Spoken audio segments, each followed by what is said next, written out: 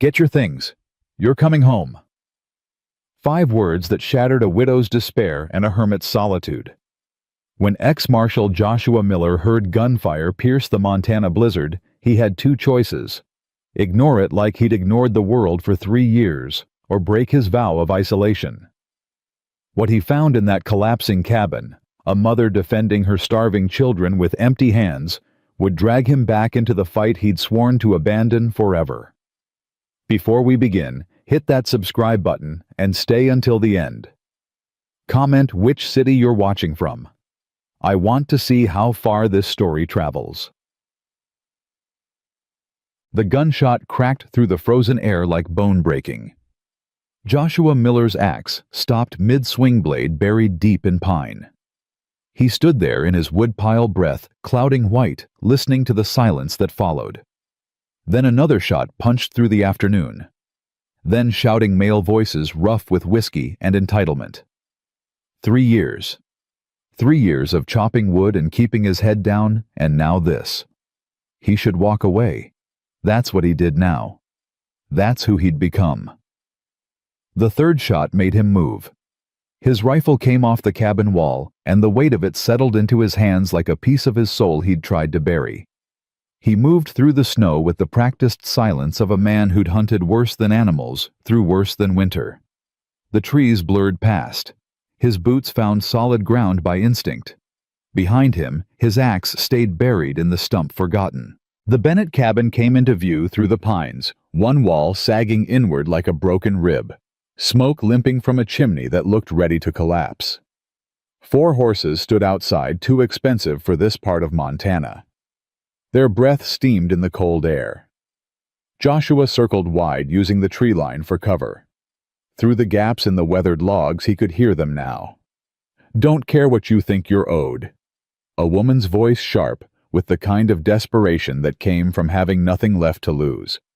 "I got nothing to give you." Your husband thought different when he signed this. Young male voice, educated the kind that had never been punched in the mouth. $200, Mrs. Bennett, due last November.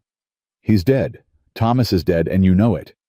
Makes no difference to the debt. It passes to you. That's contract law. Joshua reached the north wall and pressed against it. Through a gap in the chinking, he got his first clear look inside. Sarah Bennett stood in the center of that one-room cabin like a warrior with no weapons. Behind her, 2 children huddled together, a boy who couldn't be more than 8, wheezing with each breath, and a girl, maybe 12, gripping her brother's hand so tight her knuckles had gone white.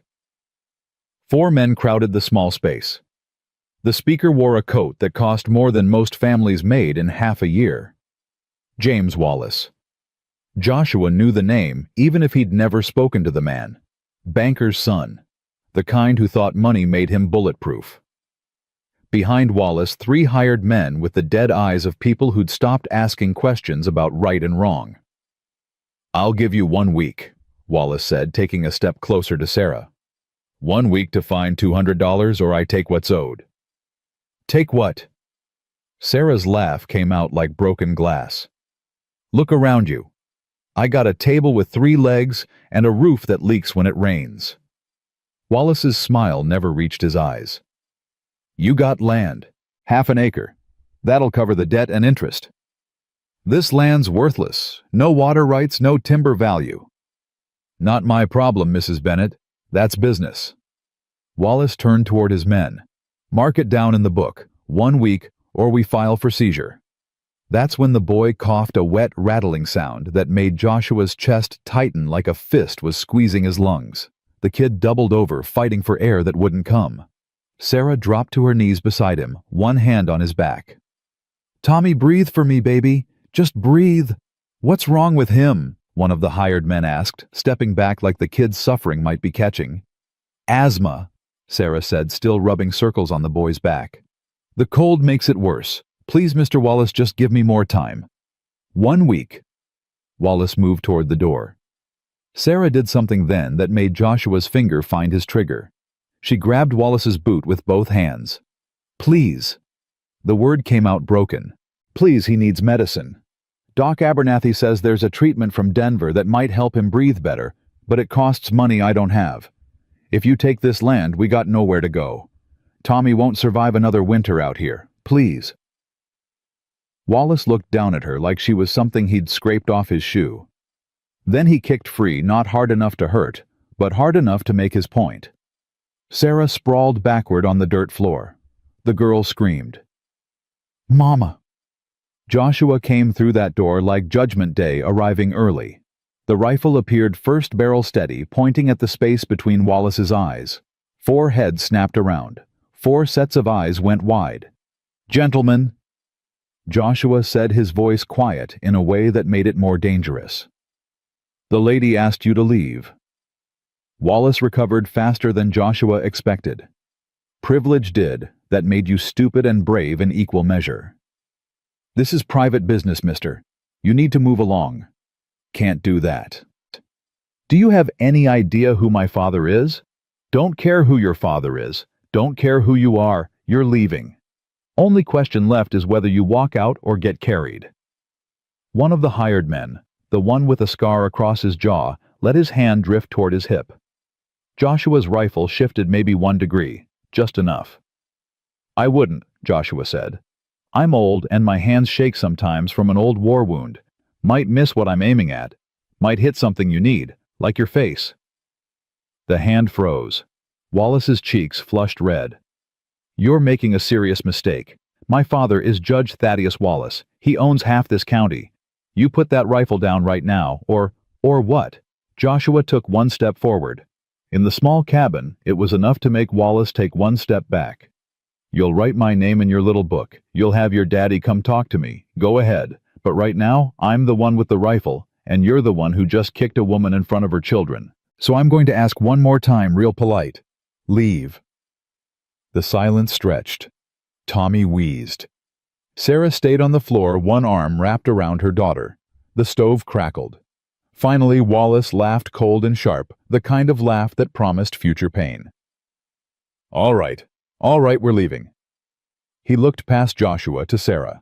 "1 week, Mrs. Bennett. When I come back, I'm bringing Sheriff Thompson and the paperwork. You can either pay what's owed, or you can watch us take this property. Your choice." He gestured to his men, and they filed out. Joshua stayed in the doorway, rifle ready, watching them mount their expensive horses.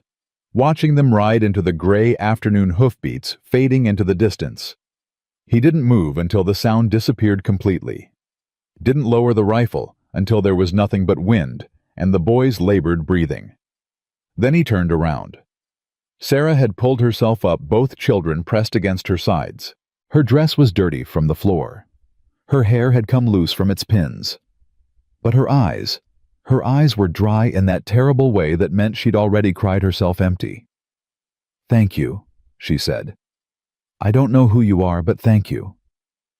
Joshua looked around the cabin properly now. Really looked. 1 room, maybe 12 feet on a side. Dirt floor packed hard from use. A cast iron stove that looked held together by rust and prayer. 1 window with oiled paper instead of glass. In the corner, what passed for beds, straw mattresses so thin he could see the floorboards through them. His eyes landed on the table. 3 tin plates with scraps rabbit bones that had been boiled at least twice for soup, some kind of root vegetable gone soft and gray. A half loaf of bread so hard it could be used as a weapon. They were eating garbage. "How long?" he asked. "I'm sorry. How long have you been out here alone?" Sarah lifted her chin, and he watched pride fight shame across her face. Pride won, but barely. "My husband Thomas died 4 months ago. Cave-in at the Silver Creek mine. We've been managing since then." Managing. That word hung in the air between them like a lie they both knew was breaking. Tommy coughed again, that wet, drowning sound that spoke of lungs filling with fluid they couldn't expel. The boy's lips had a blue tinge around the edges. "Emma." The girl looked at Joshua with eyes that had seen too much, understood too much, aged too fast. "You got family?" Joshua asked. "Anyone in town who might help?" "No." "Friends?" Sarah's silence answered that question. Joshua moved to the sagging wall and tested it with 1 hand. The whole structure shifted. A few more less, and this place would collapse inward like a house of cards. You got wood for that stove? Some. Enough for maybe another week if we're careful. Food? Enough. Don't lie to me, ma'am. Sarah's jaw tightened. Enough for the children. I make do. Joshua felt something crack inside his chest, something he'd thought he'd successfully frozen 3 years ago. He looked at the children again, at Tommy wheezing and blue-lipped, at Emma trying so hard to be brave, at Sarah standing there like a fortress built on sand. He thought about his own cabin, 5 miles north through the pines, warm, solid, empty except for ghosts that wouldn't leave and memories that wouldn't fade. He'd sworn 3 years ago that he'd never get involved again, never let anyone close enough to matter, close enough to lose. But Tommy wheezed again, and Joshua heard a different child's breathing. 3 years gone, but never really silent. Get your things, he heard himself say. Sarah blinked. What? Get your things. You're coming home. We can't just... Yes, you can. Joshua moved back to the wall, gave it another test. More creaking. This place won't last another week. Maybe not another strong wind. That boy needs warm and dry. Needs it tonight, not next week. I don't even know your name. Joshua Miller. I got a ranch 5 miles north of here. Solid cabin with a real roof. Warm stove that doesn't leak smoke. Room enough for a family. Why? Sarah's voice cracked on the word. Why would you help people you don't even know? Joshua looked at her for a long moment. He could have lied. Could have said something about Christian duty or neighborly kindness. But her eyes demanded truth, and he found he didn't have the energy for anything else. Because I can, he said simply. And because 3 years ago, I wasn't there when people needed me. Can't fix that. But I can fix this. I can't pay you. Didn't ask you to. We're complete strangers. Won't be for long. Joshua turned to Emma. Can you pack? The girl nodded slowly. Good. Pack warm clothes first. Whatever food you got left, blankets, anything that matters. You got 10 minutes. Mama! Emma looked at her mother confused and hopeful and scared all at once. Sarah stared at Joshua like he was a fever dream that might disappear if she blinked. Her hands were shaking. Then Tommy coughed again, harder this time, his whole small body convulsing with it, and something in Sarah's face crumbled and reformed harder. Emma, she said quietly, do what Mr. Miller says. The next 10 minutes moved fast. They owned almost nothing, some clothes more patches than fabric, a few tin dishes, a photograph in a cracked wooden frame. Sarah wrapped Tommy in every blanket they had, while Emma stuffed a flour sack with their possessions. The girl moved with surprising efficiency, making quick decisions about what mattered and what didn't. Joshua found himself watching them. These people he'd known for less than an hour. Sarah's hands were rough with work, her dress patched and repatched, but she moved with a kind of fierce grace, a determination that spoke of battles fought and not yet lost. He checked the western horizon through the window. The sun was dropping fast, and with it went what little warmth the day had held. In the west, clouds were building dark and heavy, the kind that meant snow. Not the gentle kind, the killing kind. Storm's coming, he said. We need to move now. Sarah lifted Tommy into her arms. The boy had stopped wheezing, but Joshua knew that might be worse. Sometimes they stopped fighting right before they stopped breathing. Can you walk? He asked Emma. Yes, sir. Her voice was small but steady. Good. Stay close to me. Don't stop unless I say stop. If the wind picks up, we keep moving anyway. You understand? Both Emma and Sarah nodded. All right then. Joshua shouldered their single flour sack. It weighed almost nothing. He grabbed his rifle and opened the door. The cold hit them like a physical blow. The first mile went easy enough. The wind stayed low, the snow held off, and Joshua set a pace he thought they could maintain, not fast, but steady. He glanced back every 30 seconds or so, making sure they kept up. Emma walked with grim determination, her thin coat buttoned to her chin. Sarah carried Tommy like he weighed nothing like maternal love could compensate for muscle and strength. The boy's head lolled against her shoulder. The second mile the wind woke up.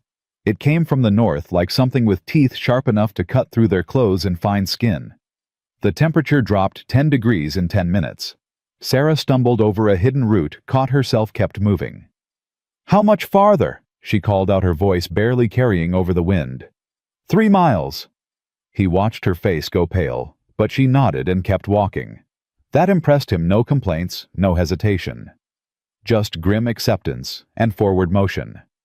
The third mile the snow started. Not gentle flakes drifting down like in children's stories.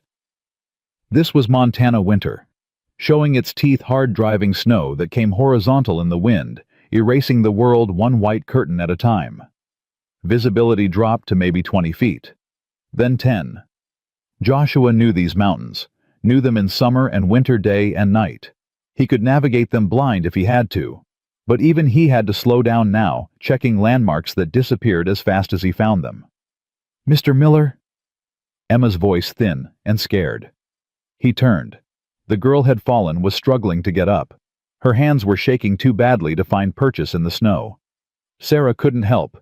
She had Tommy, and the boy was dead weight now, unconscious or close to it. Joshua backtracked, grabbed Emma's arm, pulled her to her feet. Her hands were ice cold even through her gloves. "I'm sorry," she whispered. "I'm trying. I promise I'm trying." "I know you are." Joshua made a decision. He took Tommy from Sarah's arms, settled the boy against his chest with one arm. The kid was burning up with fever despite the cold. "You hold your mama's hand now. Both of you follow my footprints exactly. Step where I step. Don't go anywhere else. Understand? Your rifle." Sarah started. "Forget the rifle." Joshua's voice was firm. "Won't do us any good if we freeze. Just follow me. Don't think. Don't look around. Just follow." He started walking again, slower now, testing each step. Behind him, Sarah and Emma held on to each other, stumbling forward because stopping meant dying, and they all knew it. The fourth mile nearly killed them.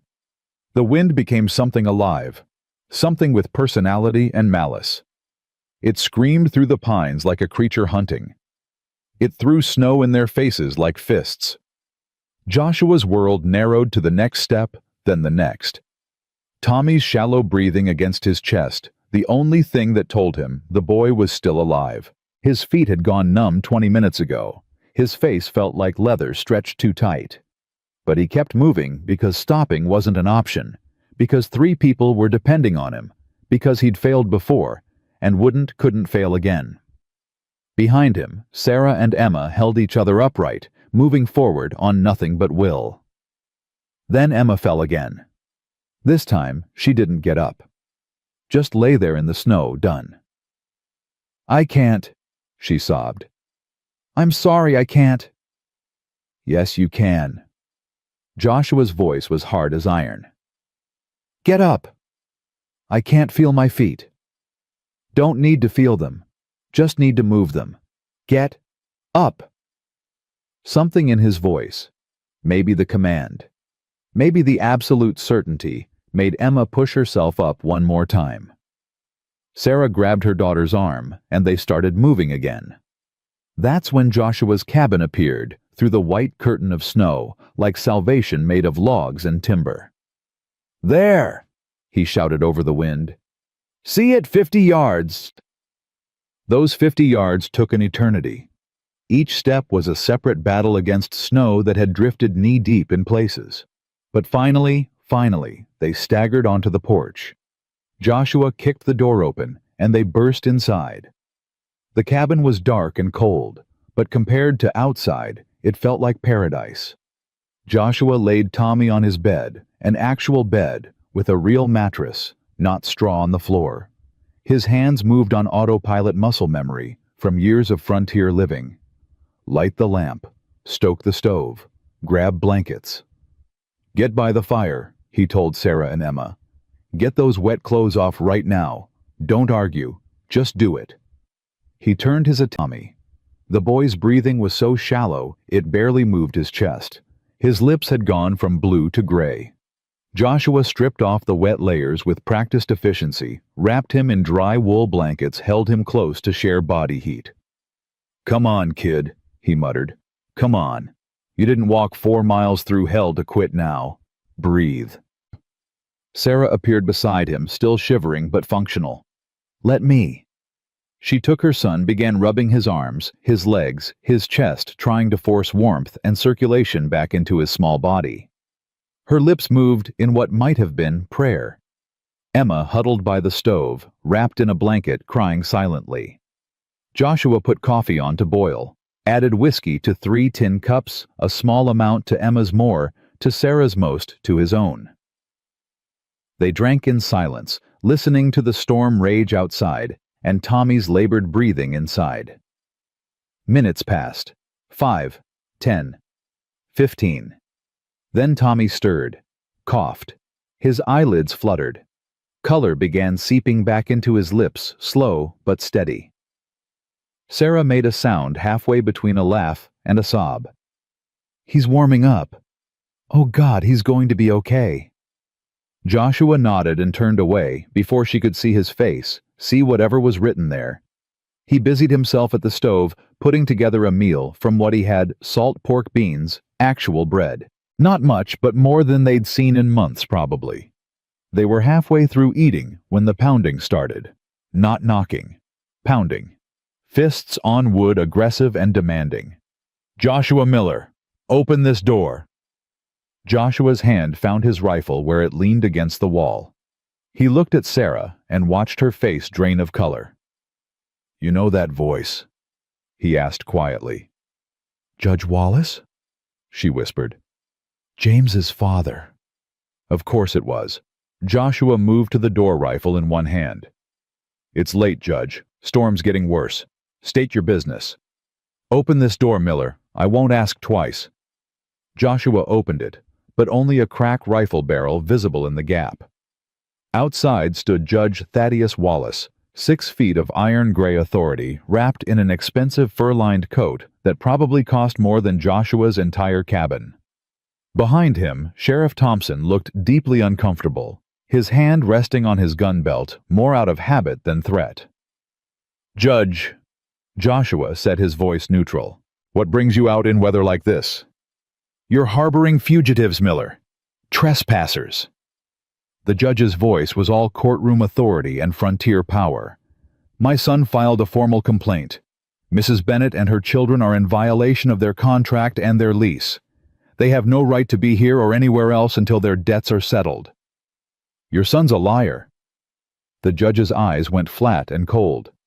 "Watch yourself." "I am watching. Watching you ride up to my cabin in a blizzard to threaten a widow and 2 children. Makes a man wonder what you're really afraid of, Judge. Makes him wonder what's worth riding out in killing weather." "The law?" "The law says a man can offer shelter to people in need. The law says children don't freeze to death over their father's debts. You want to discuss law? Judge, I'm happy to do that, but not tonight. Tonight these people are my guests, and they're not going anywhere." Sheriff Thompson cleared his throat. "Maybe we should come back in the morning, Judge. This storm's getting worse, and—" "Morning will be fine," Joshua interrupted. "Bring your paperwork. Bring your lawyers.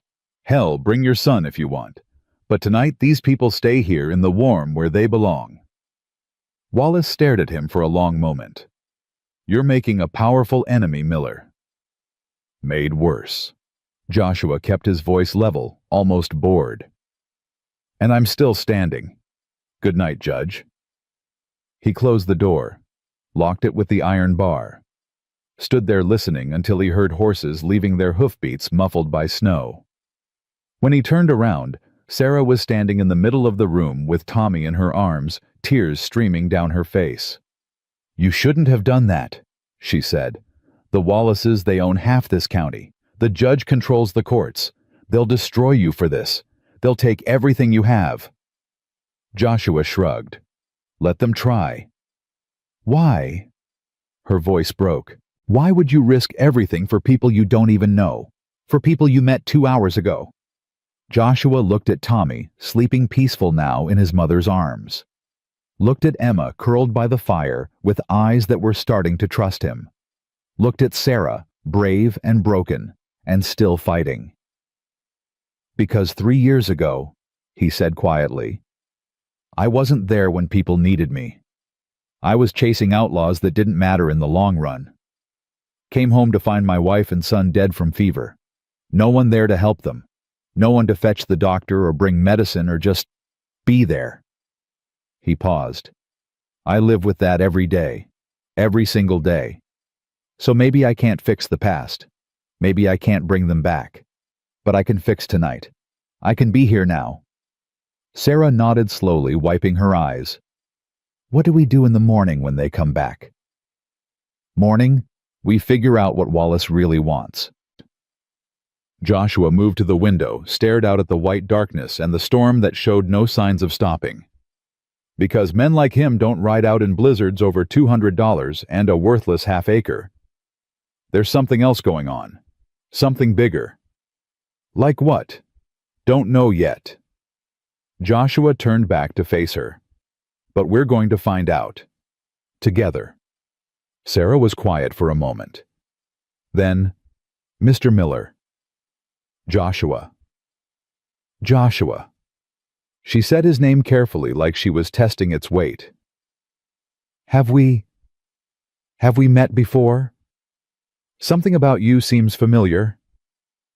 Joshua studied her face, really looked at her for the first time. Mid-30s, he guessed. Brown hair shot through with premature gray. Lines around her eyes from squinting into sun and worry. But there was something in the shape of her face, the way she held herself. Where are you from originally? He asked. Pennsylvania. Little town outside Gettysburg. She shifted Tommy in her arms. I worked as a nurse during the war. Battlefield hospitals mostly after the fighting moved through. Joshua went very still. Gettysburg. Yes. Why? He moved to the mantel, pushed aside some dust, pulled down a small tin daguerreotype. Opened it. Looked at it for a long moment, before turning it around to show her. The image was faded but clear enough, a younger Joshua in Union blue one arm, in a sling standing next to a woman in a nurse's apron. Sarah's hand flew to her mouth. That's me. Oh my God, that's me. July 1863. Joshua said. I took shrapnel in my shoulder. Field hospital. You worked on me for 3 days while I had fever. Kept telling me stories to keep me awake. Stories about wanting to go west after the war, wanting to see mountains. You said you were a marshal from Montana. Sarah's voice was barely a whisper. You promised if I ever made it west, you'd show me the Rockies. Promised a lot of things back then. Joshua set the daguerreotype back on the mantel. War changes people. Life changes them more. I looked for you, Sarah said. After the war, before I met Thomas. Wrote to the marshal's office in Helena. They said you'd resigned. No forwarding address. I resigned after my family died. Moved up here. Stopped answering letters. Stopped a lot of things.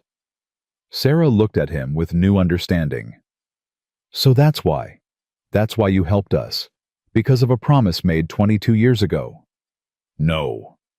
Joshua's voice was firm. I helped you because it was right.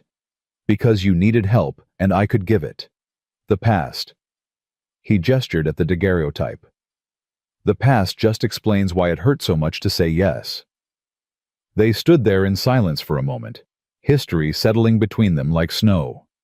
Then Tommy coughed softer now, easier, and the spell broke. You should sleep, Joshua said. Take the bed with Tommy. Emma can have the cot by the fire. I'll take the floor. I can't take your bed. You can and you will. I've slept in worse places. He pulled blankets from a chest, started making a pallet on the floor. We got a hard day coming tomorrow. Whatever Wallace wants, he wants it bad. Bad enough to come out in a storm. That means we need to be ready. Sarah nodded slowly. She carried Tommy to the bed, tucked Emma onto the cot.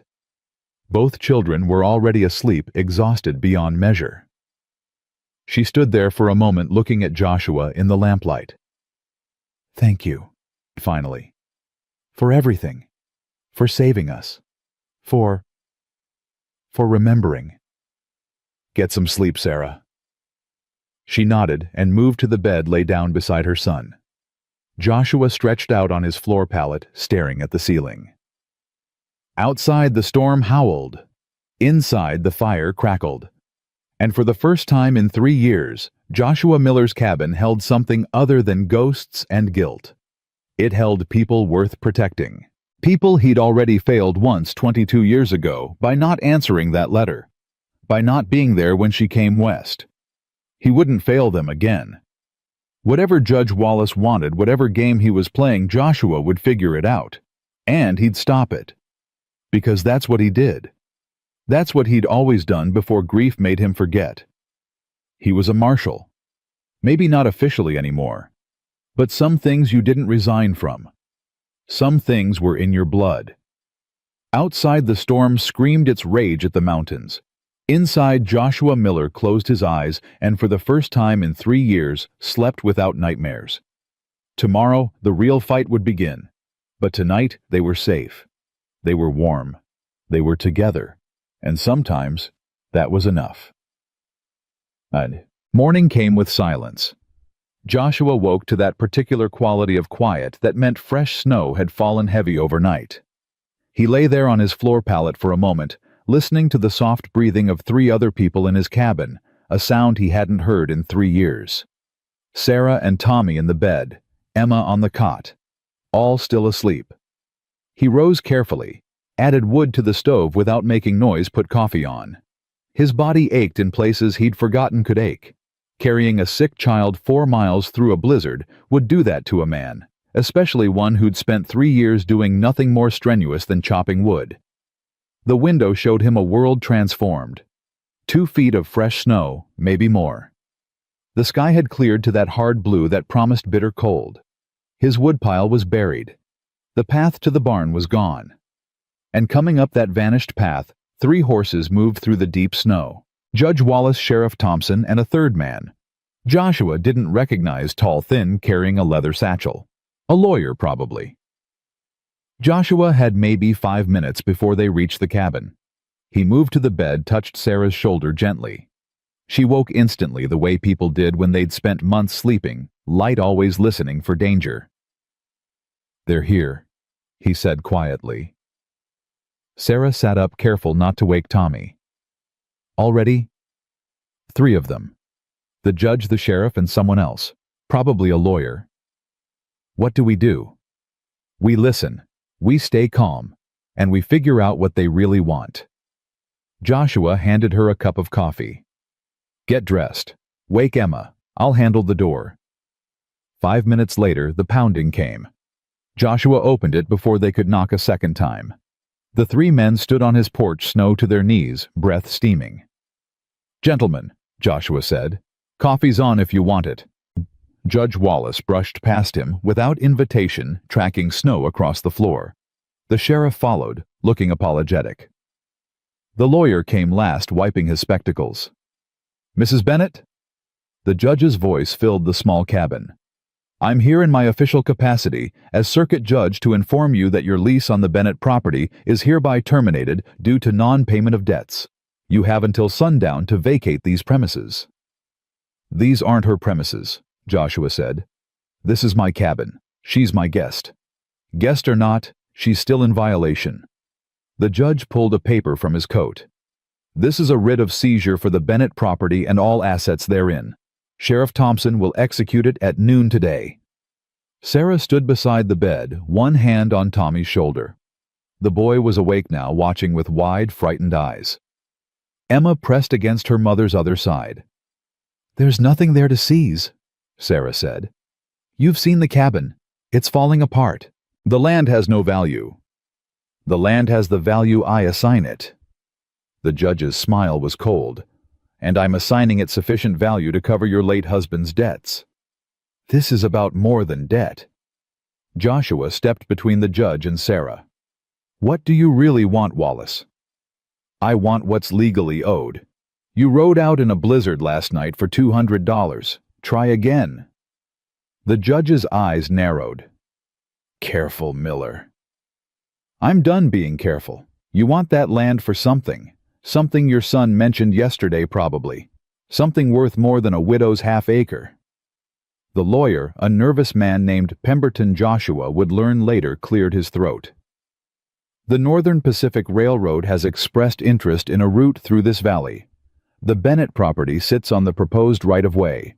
Judge Wallace, in his capacity as County Land Commissioner, is authorized to acquire necessary properties for public infrastructure. There it was. Joshua felt something click into place. Public infrastructure, he repeated. That's a fancy way of saying you're stealing her land to sell to the railroad. It's not stealing when it's legal, the judge said. Legal doesn't mean right. Right doesn't pay debts. The judge turned back to Sarah. You have until sundown, Mrs. Bennett.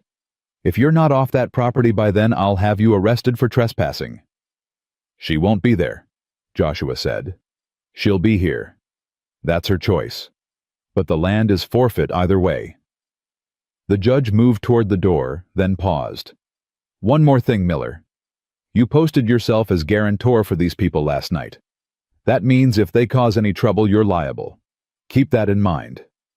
The three men left horses struggling back through the snow. Joshua closed the door and turned to find Sarah staring at him.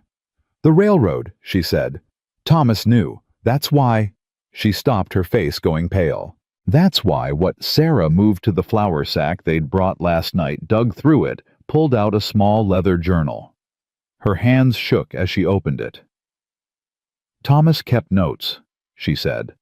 The last few months before he died. He said men were coming around the mine asking questions about land, offering money for properties. He thought something was wrong with the offers, they were too low, too aggressive. She flipped pages. He wrote it all down. Names, dates, amounts offered. Joshua took the journal, scanned the pages. Thomas Bennett had been thorough. 3 months of notes about railroad agents making lowball offers for land. About miners who refused to sell, suddenly facing accidents or having their claims disputed. About a surveyor who disappeared after questioning the proposed route. Did your husband tell anyone about this? Joshua asked. He tried. He went to the sheriff first, but Thompson said it was civil matter, not criminal. Then he tried Judge Wallace. Sarah's voice broke. 2 days later there was the cave-in. Thomas and 4 other men died. You think it wasn't an accident? I don't know what to think. Thomas was careful. He'd been mining for 15 years, and then suddenly... She wiped her eyes. Then suddenly I'm a widow with debts I didn't know existed, and men at my door demanding money I don't have. Joshua studied the journal. Something didn't fit. If the railroad wanted your land, why not just make you an offer? Why go through all this? Because there are 15 properties on that route, said a new voice from the doorway. They all turned. A man stood there, medium height, gray beard, holding a black medical bag. He'd come in so quietly none of them had heard. Doc Abernathy, Sarah said. How did you buy? Saw Wallace riding out at dawn, figured he was heading here.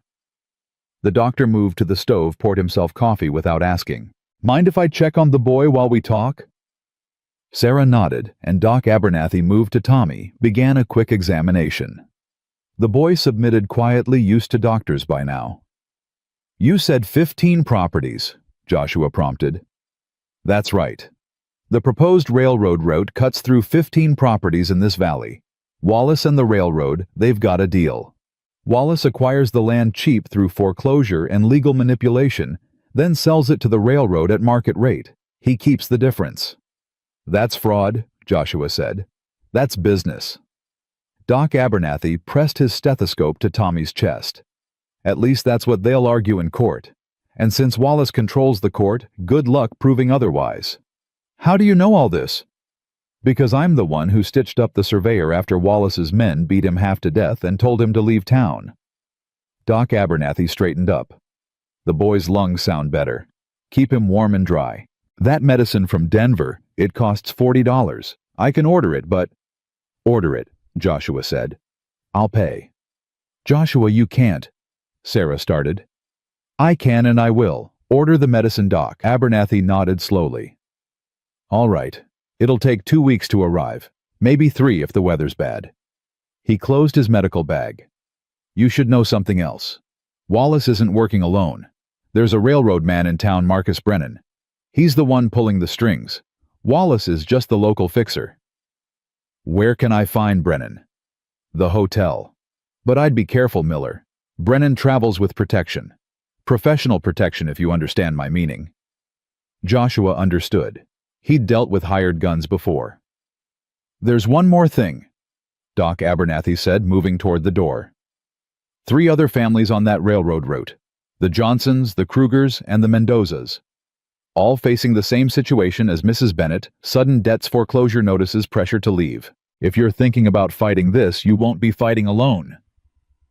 After the doctor left, silence filled the cabin. Tommy had fallen back asleep. Emma sat by the fire, pretending not to listen, but hearing everything. "We should talk to them," Sarah said. "The other families. If we stand together, they'll crush you together just as easily as separate." Joshua set the journal on the table. "We need evidence, real evidence, something that proves Wallace and Brennan are working together illegally."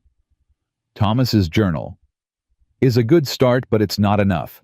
It's notes from a dead man with no witnesses. We need documents, contracts, letters, something that ties them together in writing. "And how do we get that?" Joshua looked out the window at the snow-covered mountains. "I'm working on it." The next 3 days fell into a rhythm. Joshua rode into town each morning, leaving before Sarah woke, returning after dark. He didn't say where he went or what he did, and Sarah didn't ask. She spent the days making the cabin livable, cleaning, organizing, cooking real meals with the supplies Joshua had. Tommy grew stronger. Emma started to smile again. On the 4th morning, Joshua came back different.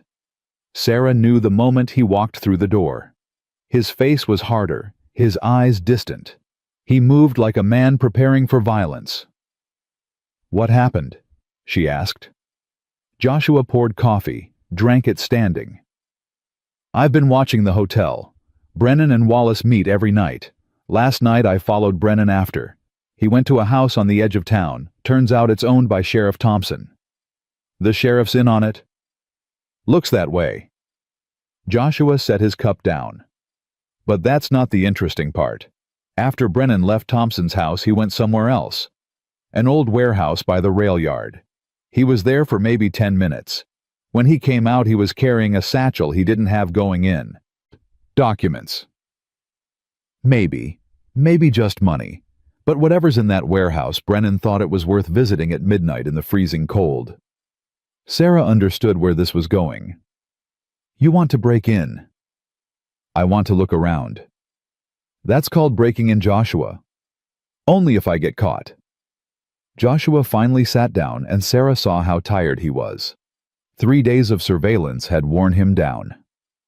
"Sarah, if there's evidence in that warehouse, contracts, ledgers, anything that proves they're working together, we might have a chance. Without it, Wallace will take your land and every other property on that route, and there's nothing anyone can do about it." "And if you get caught? Then I go to jail and you're on your own." Sarah looked at her children. Tommy sleeping peacefully. Emma reading a book Joshua had given her. For the first time in months, they looked safe. Fed. Warm. Happy. "When?" she asked. "Tonight. Moon's dark, and there's another storm coming in." "Good cover. I'm coming with you." "No." "Joshua." "No." His voice was firm. "Someone needs to stay with the children. And if something goes wrong, someone needs to know where I went and why. That's you." Sarah wanted to argue, but she knew he was right. "Promise me you'll be careful." "I'm always careful." "You're always reckless. There's a difference." Joshua almost smiled. "Fair point." That night, after the children were asleep, Joshua prepared. He changed into dark clothes, checked his rifle, his pistol, filled a small pack with tools. He might need a pry bar, a lantern, matches. Sarah watched him work with growing dread. "You know this is insane." "I've done worse." "That's not reassuring." Joshua straightened up, met her eyes. "If I'm not back by dawn, you take the children and ride to Doc Abernathy's house. He'll help you get to Helena. There's a federal marshal there, John Hammond. Good man. Tell him everything. Give him Thomas's journal.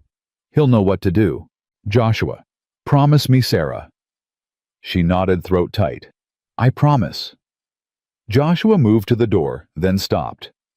"That night at Gettysburg, when I was burning up with fever and out of my head, you sang to me. Do you remember? I sang to all the soldiers. It helped calm them. You sang Amazing Grace. I remember thinking, if there was grace in the world, it sounded like your voice." Joshua pulled his coat on. "Thought you should know that." He was gone before she could respond, vanishing into the darkness and the beginning snow. Sarah sat by the fire waiting. Tommy stirred in his sleep. Emma muttered something unintelligible. The cabin creaked in the wind. She picked up Thomas's journal, read through it again. Her husband's handwriting careful and precise. Notes about men who'd threatened him. About offers that were really demands. About a system that crushed anyone who stood in its way. But Thomas had stood anyway. Had documented everything. Had tried to fight back, and it had killed him. Sarah closed the journal and stared into the fire. Joshua was out there now, risking his life for people he barely knew. For a promise made 22 years ago to a nurse he'd met once. Or maybe for something else. Maybe for the wife and son he couldn't save. Maybe for a chance at redemption he didn't think he deserved. The hours crawled past. Midnight. 1 in the morning. 2. At 3, she heard footsteps on the porch. Sarah grabbed Joshua's spare rifle, moved to the door. "Who's there?" "It's me." She threw the door open. Joshua stumbled inside, and Sarah's heart stopped. Blood ran down his face from a gash above his eye. His coat was torn. He carried a leather satchel clutched against his chest like it was made of gold. "Oh my God." "I'm fine." Joshua set the satchel on the table, swayed slightly. "Got what we need." "You're bleeding." "Just a cut. I've had worse." But he let her guide him to a chair, let her fetch water and cloth to clean the wound. "What happened?" Sarah asked, dabbing at the blood. "Warehouse wasn't empty. Brennan had a man watching it. We had a disagreement about whether I should be there." "Where's the man now?" "Sleeping. He'll wake up with a headache, but he'll live." Joshua winced as Sarah pressed the cloth against his cut. "I found this in a back office. Took everything that looked important." Sarah opened the satchel. Inside were ledgers, contracts, maps. She pulled out a contract and began reading. Her eyes went wide. This is the agreement between Wallace and the railroad. It lists all 15 properties. The amounts Wallace is paying versus the amounts he's selling for." She flipped pages. "Joshua, the difference is over $50,000. He's stealing $50,000 from these families." "Keep reading." Sarah found another document, a letter from Brennan to Wallace. She read it twice to make sure she wasn't misunderstanding. "They planned the mine collapse," she whispered. "They hired someone to—" Her voice broke. "Thomas. They killed Thomas. They killed him because he was asking questions." Joshua's hand found hers. "We'll make them pay for it. I promise you that." Sarah wiped her eyes, forced herself to keep reading. There were more documents, payoffs to Sheriff Thompson, threats sent to families who refused to sell even a contract with hired enforcers to handle problems. "This is everything," she said. "This proves all of it." "That's what I figured." Joshua stood up, testing his balance. The cut had stopped bleeding. "Come morning we ride to Helena. Federal Marshal needs to see this." "That's 2 days' ride, maybe 3 with the children." "I know. We leave at first light. Pack what you need." Sarah looked at her children still sleeping peacefully. "They'll come after us. Wallace and Brennan. They'll know you took this. They'll try. Joshua, I won't let them hurt you, any of you. Joshua's voice was iron. I failed people. I won't fail you. I can't. Sarah held his gaze for a long moment. Then she nodded and began packing. They left as the sun rose. 4 people on 3 horses, Joshua on his gelding with Tommy in front of him. Sarah and Emma together on one of the horses Joshua kept for emergencies. The satchel was strapped to Joshua's saddle, never more than arm's reach away. The first day went smooth. They stayed off main trails, moved through back country Joshua knew by heart. Made camp that night in a cave he'd used before out of the wind. Tommy's breathing stayed steady. Emma told stories to keep her brother distracted. The second day, Joshua started watching their back trail more carefully. What is it? Sarah asked during a rest stop. Probably nothing. But his hand stayed near his rifle. An hour later, they heard horses behind them. Joshua didn't hesitate. Into the trees. Now! They pushed their horses into a thick stand of pines, dismounted, kept the animals quiet. Joshua moved to the edge of the trees, rifle ready. 5 riders came into view. James Wallace led them, and Sarah recognized 2 of the others, the men who'd been at her cabin that first day. The other 2 looked harder, meaner. Professional trouble. Fan out, James ordered. They came through here. Find their tracks. The riders spread out searching. One came within 20 feet of their hiding spot. Joshua's finger found his trigger, but the man turned away, kept searching. After 15 minutes, that felt like 15 hours, James called them back. They're not here. Keep moving north. They're heading for Helena. We'll cut them off at Devil's Pass. The riders moved on, and Joshua waited another 10 minutes before relaxing. They know where we're going, Sarah said. They're guessing, but it's a good guess. Joshua helped her and Emma remount. Devil's Pass is the fastest route to Helena, but there are others. Slower routes. Much slower. Add another 2 days, maybe 3. Sarah looked at Tommy, already exhausted from 2 days of riding. Can he make it? He'll have to. Joshua swung into his saddle. Because if we go through Devil's Pass, we ride straight into an ambush. And I'm not that lucky or that good. They changed direction, heading east into rougher country. The terrain got steeper, the trails less defined. Snow was deeper here, slowing them down. They made maybe 10 miles before dark forced them to stop. That night camped in another cave with a small fire. Emma asked the question Sarah had been dreading. Are we going to die? Joshua looked up from sharpening his knife. No. But those men are behind us, and they don't know where we are. We've got supplies, and we've got these mountains. That's enough. What if they find us? Then I'll handle it. Joshua's voice was gentle but firm. Emma, I know you're scared, but I promise you I will not let them hurt you or your brother or your mother. You understand, I promise. Emma nodded, but Sarah could see the doubt in her daughter's eyes. The girl had seen too much broken promise in her short life to trust easy. That night Sarah couldn't sleep. She lay next to her children, listening to Joshua keep watch by the cave entrance. Around midnight, she gave up and joined him. You should rest, he said, without looking at her. Can't. Sarah sat down beside him. Joshua, what if we don't make it? What if we'll make it? You can't know that. Yes, I can. Joshua turned to face her.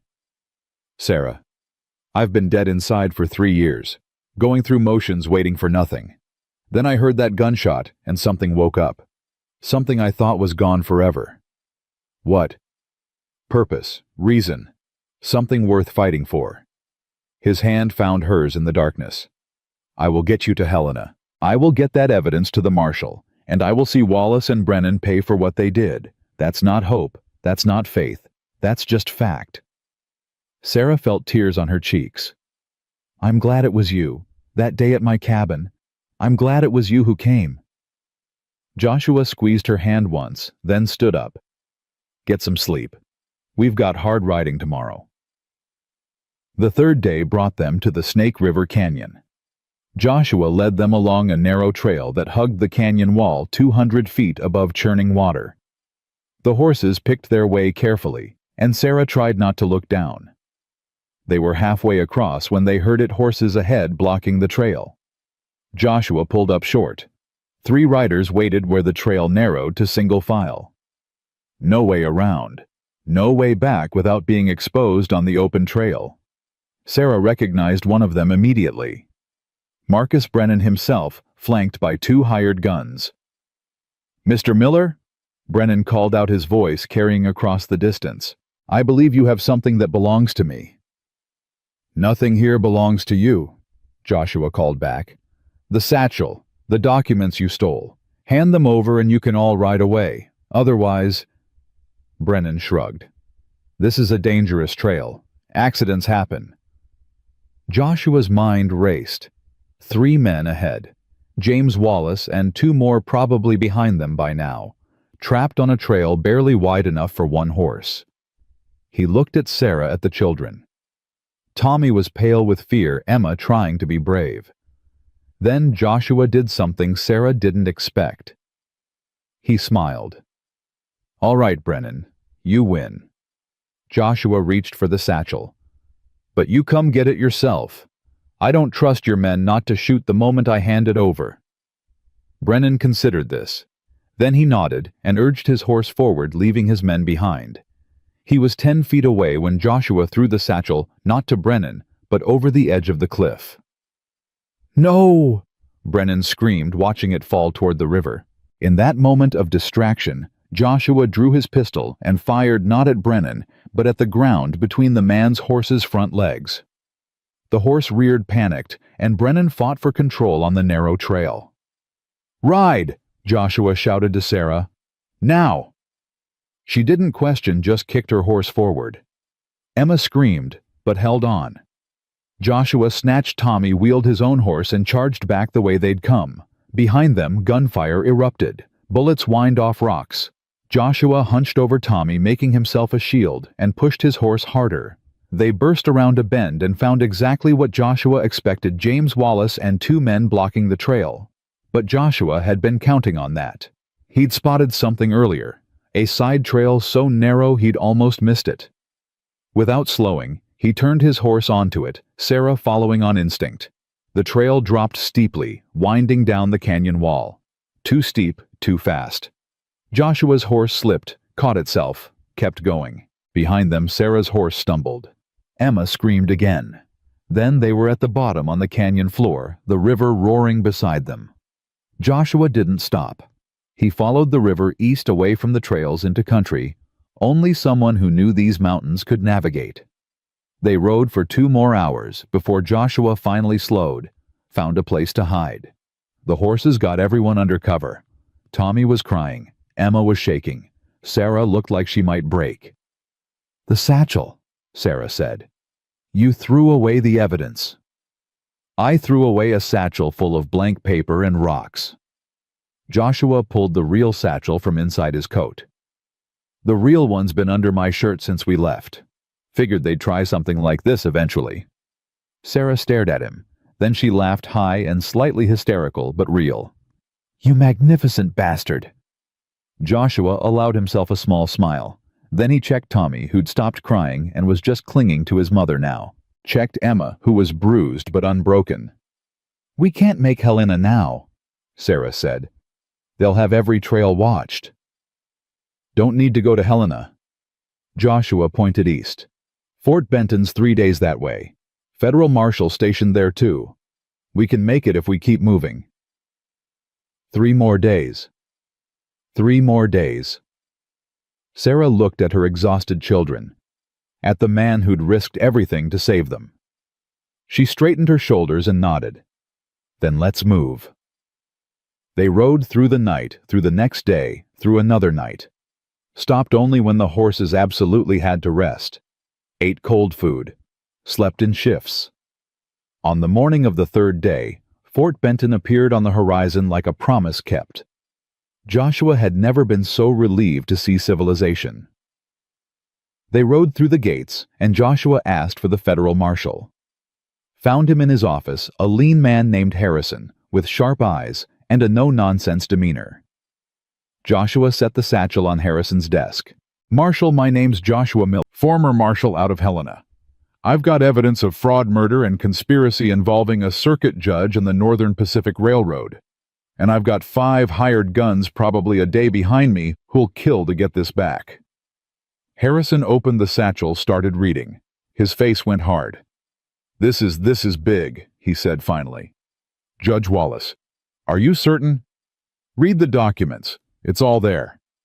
Harrison kept reading, and with each page his expression grew darker. Finally he looked up at Sarah. "Mrs. Bennett, these notes, your husband wrote these?"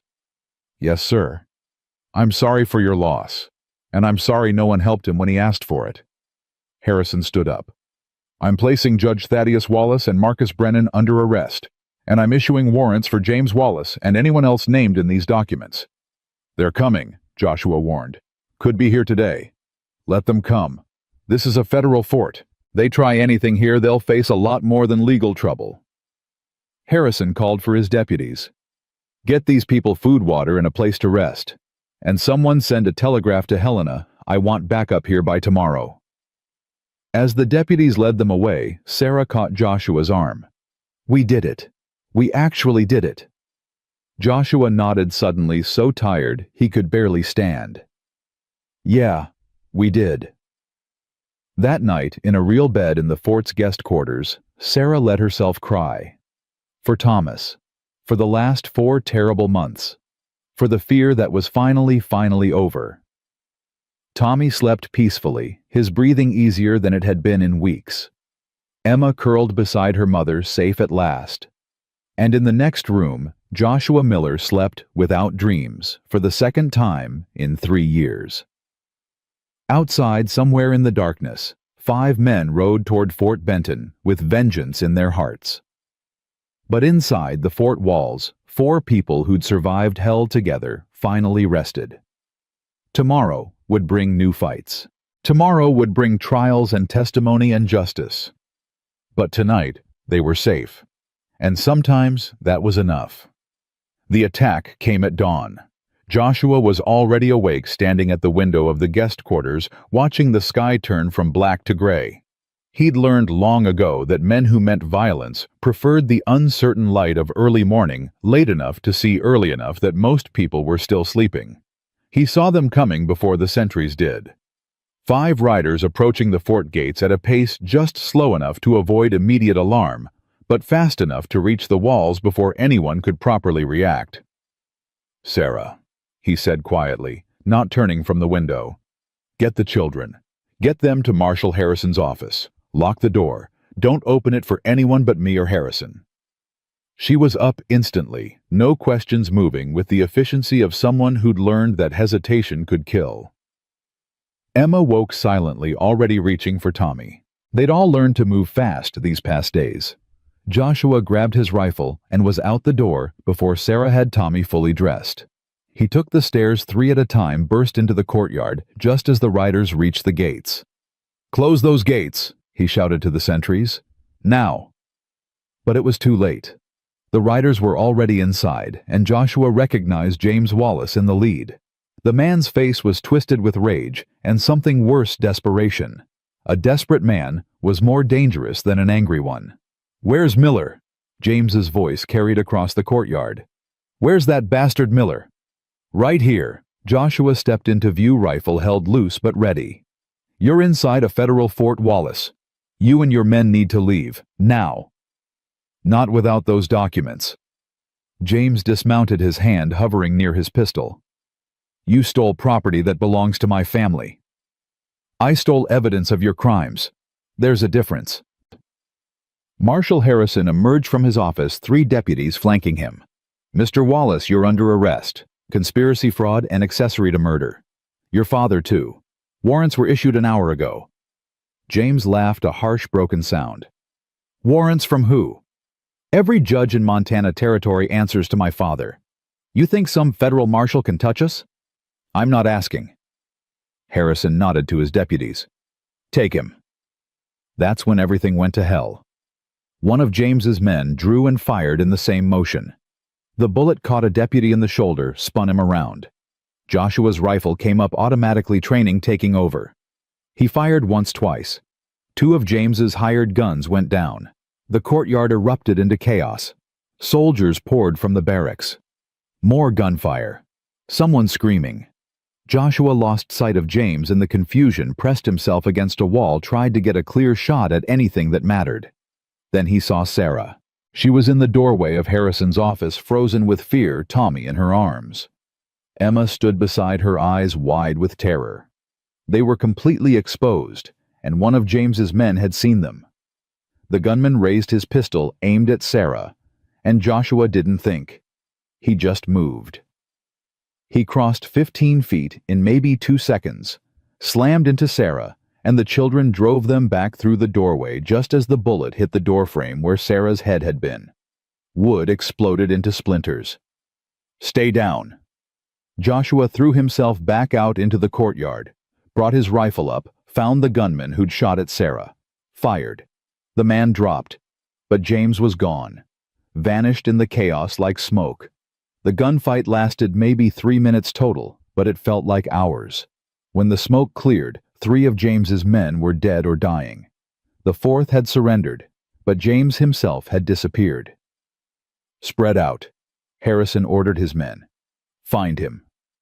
Lock down the fort." Joshua moved back to the office where Sarah huddled with the children. She was shaking, holding Tommy so tight the boy could barely breathe. "Are you hurt?" Joshua knelt beside them, checking for wounds even as he asked. No, we're..." Sarah's voice broke. "He tried to kill us. He looked right at me and tried to kill us." "I know." Joshua's hands were steady as he checked Emma, then Tommy. "No injuries. Just fear." "But he failed. You're safe." "Are we?" Sarah looked at him with eyes that had seen too much. "Are we really safe, Joshua? Or is this just going to keep happening?" Joshua had no good answer for that. So he just pulled her close, let her cry against his shoulder, while Emma held Tommy and Harrison's men, searched the fort for a man who'd already escaped. They found James's horse an hour later, hidden behind the stables. He'd fled on foot into the surrounding wilderness. Smart move, harder to track, easier to disappear. "We'll find him," Harrison said, but Joshua could hear the doubt in his voice. Montana territory was vast. A man who knew the country could disappear for months. "What about Judge Wallace?" Joshua asked. "And Brennan? Already sent men to arrest them both. They should be in custody by noon." Harrison rubbed his face, suddenly looking exhausted. "This is going to be the biggest trial Montana's seen in 20 years. Federal prosecutors are already on their way from Washington. They want to make an example." "Good."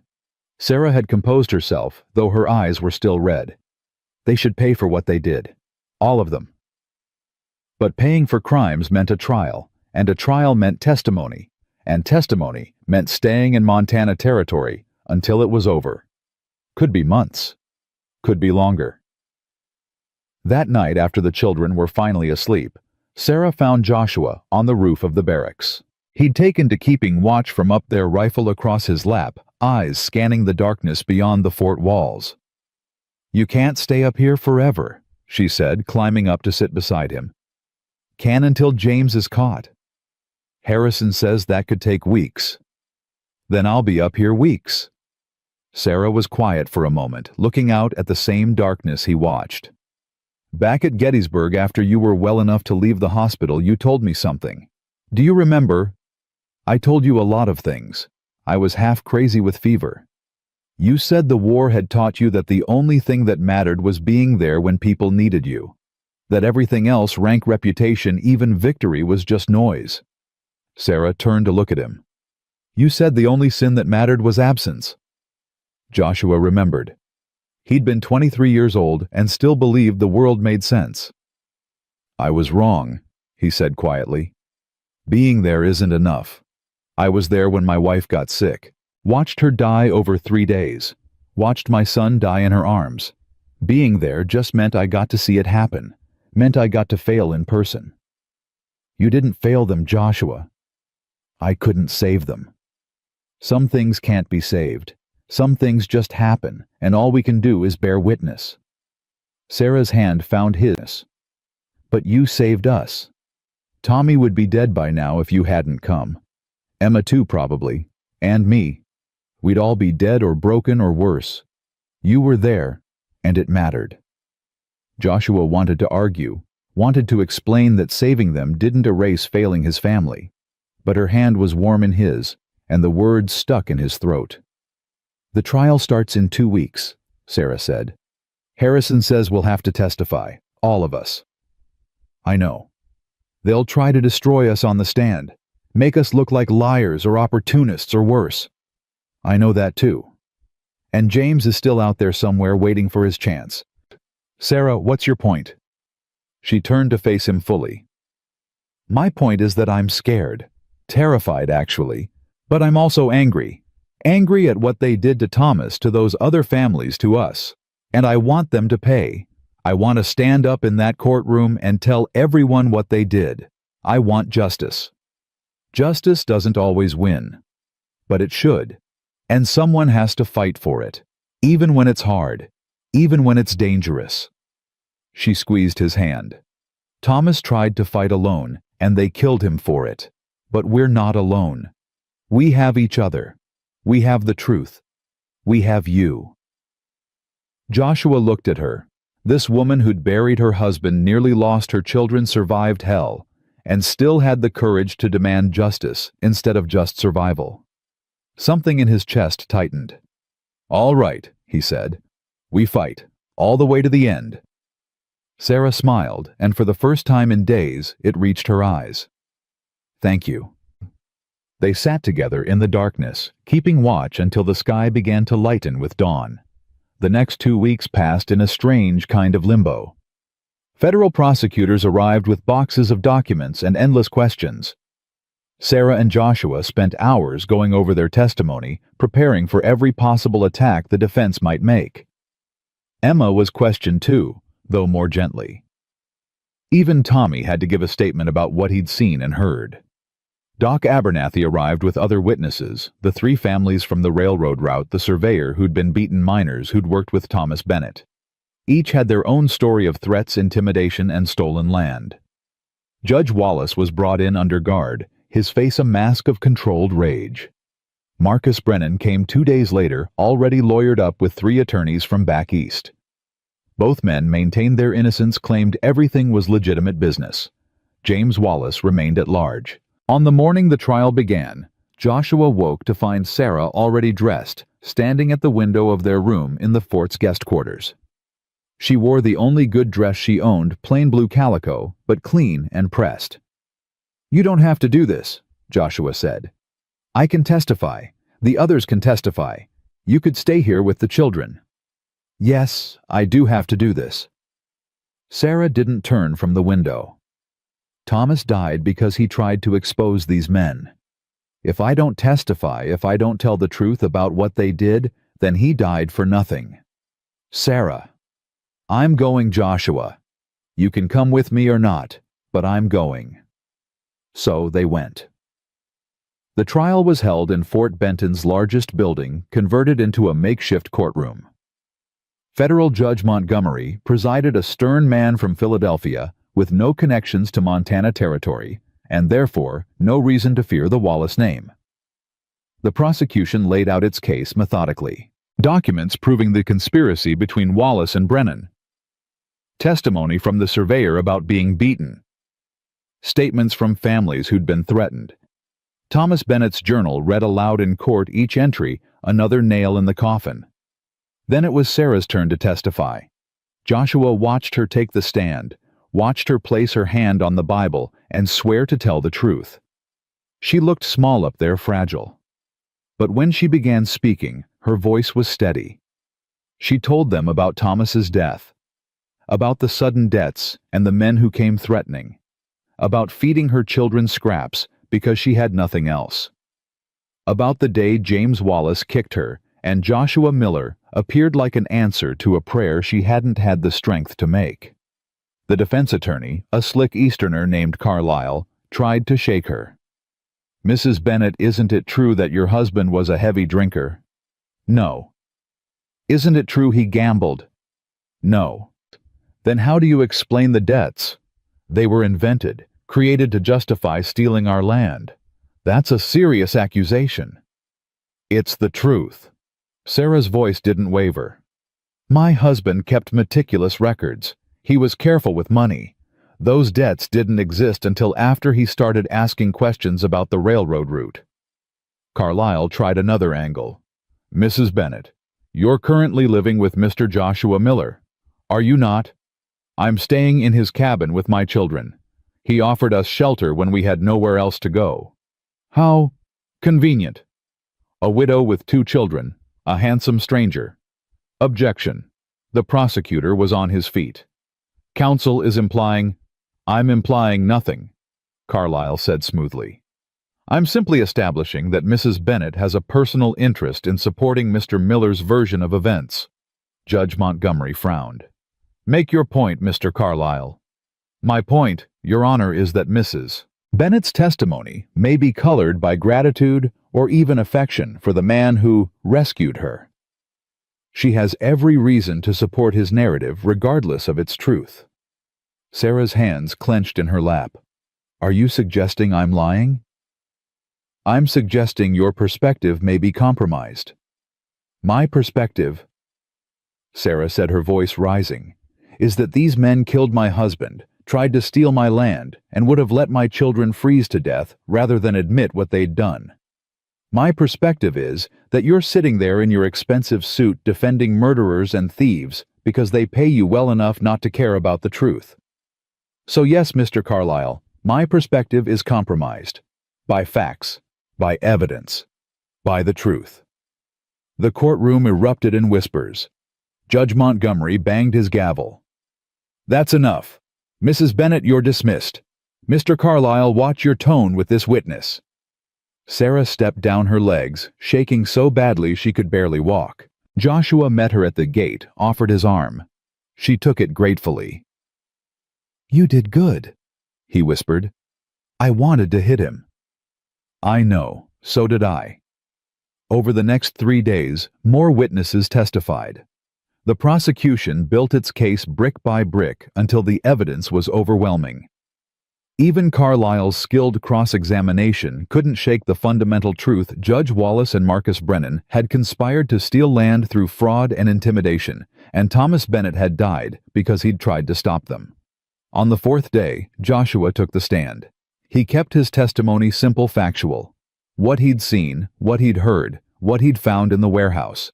He didn't embellish, didn't need to. The truth was damning enough. Carlisle tried to attack his credibility. "Mr. Miller, you were a marshal once. Why did you resign?" "Personal reasons." "Can you be more specific?"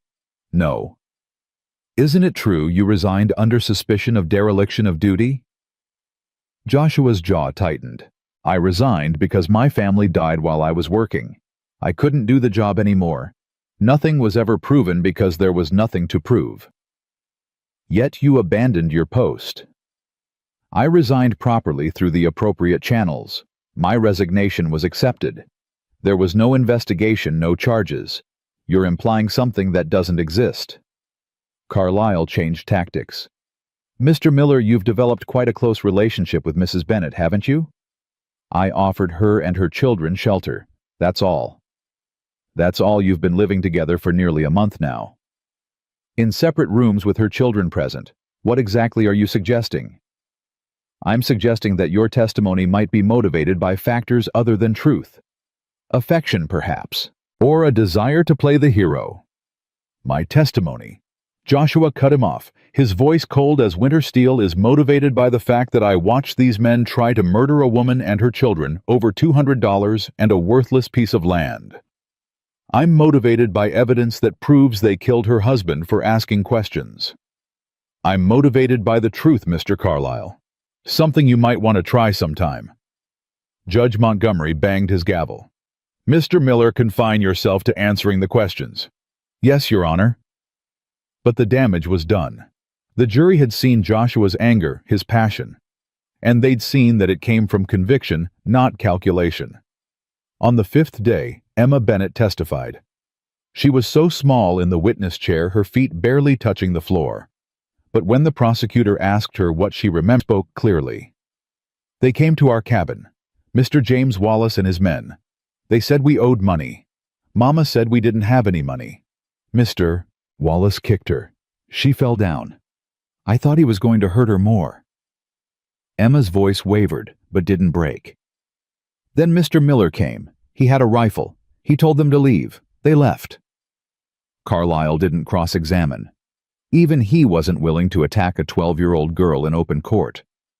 The defense's case was weak. They called character witnesses for Judge Wallace, local businessmen, attorneys, politicians. All testified to his integrity, his service to the community. But none could explain away the documents, the ledgers, the evidence of conspiracy.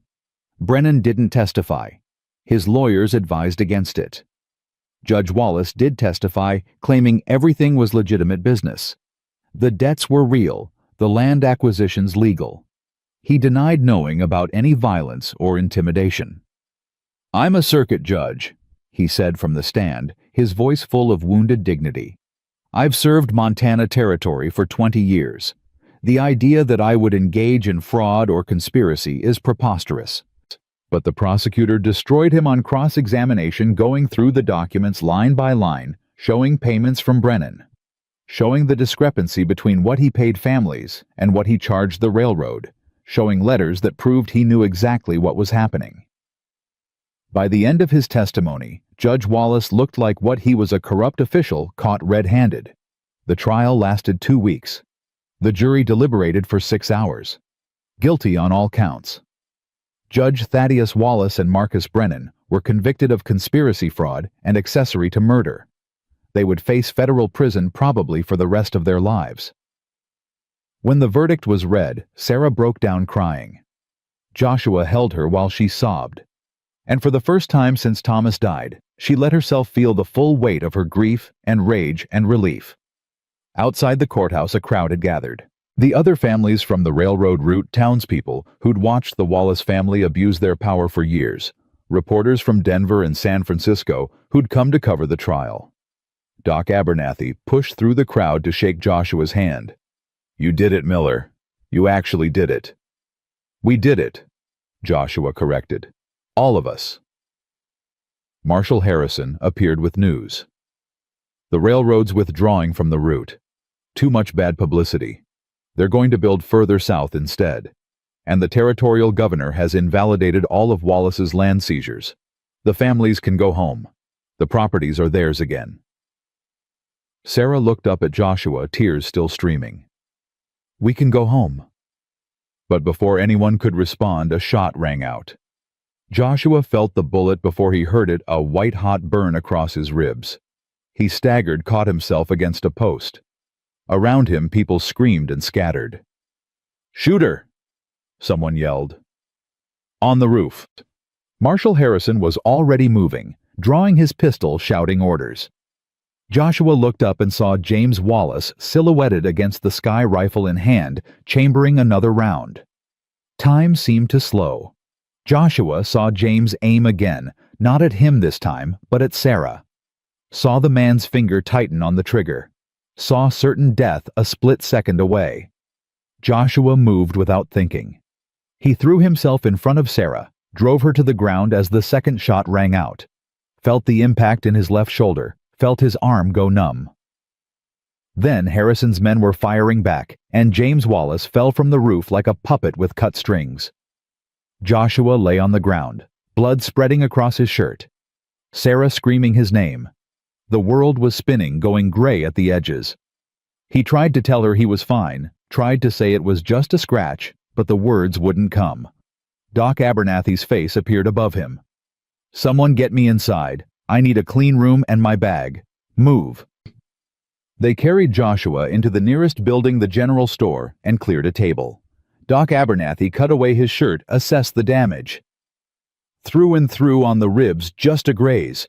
The shoulder's worst bullet's still in there. I need to operate. Sarah, I need you to hold him down." "I'm fine," Joshua managed to say. "You're not fine. You've been shot twice. Be quiet and let me work."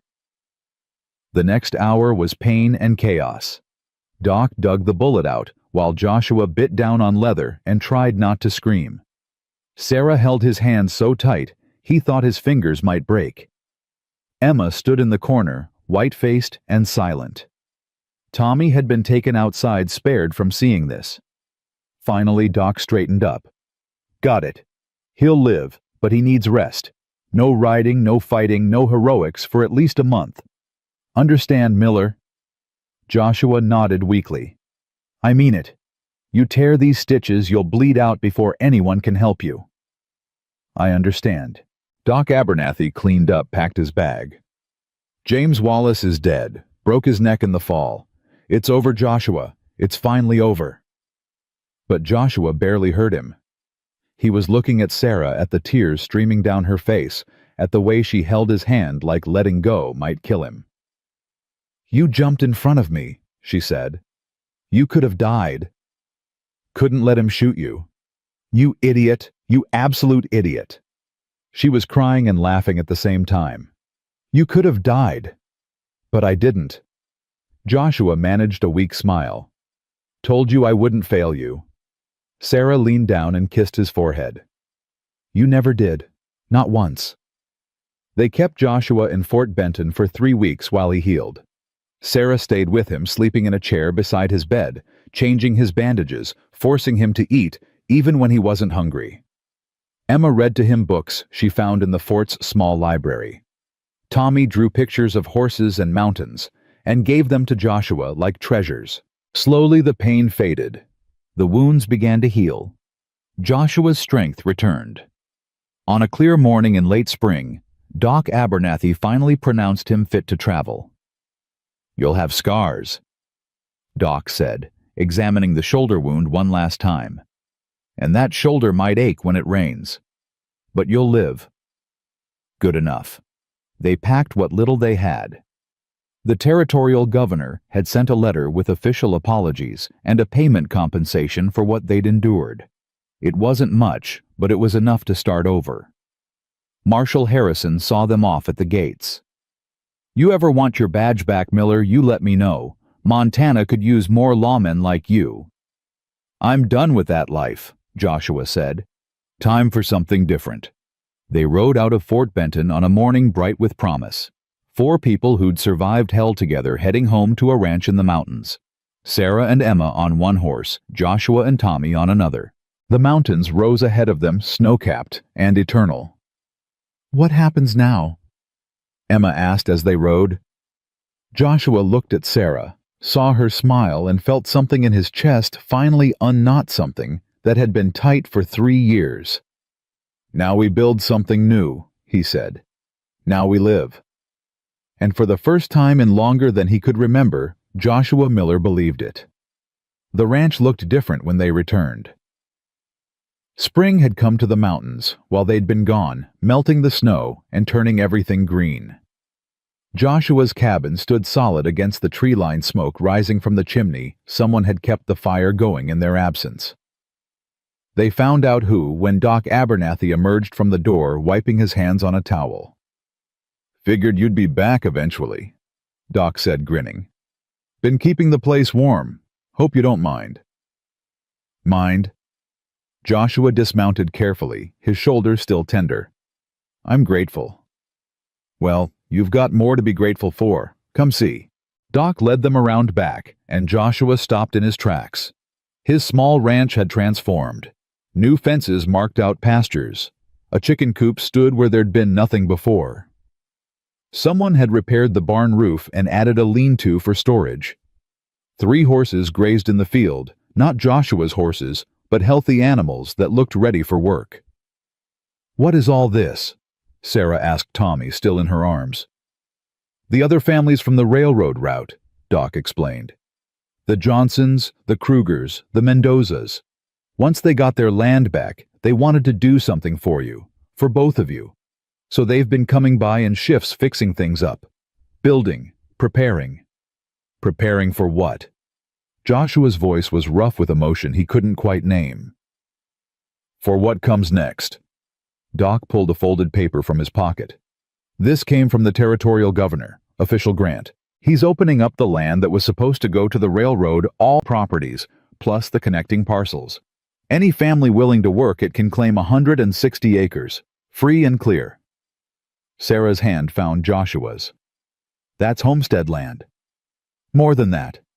It's a chance to build something real, a community. Town maybe if enough people come. Doc looked at them both.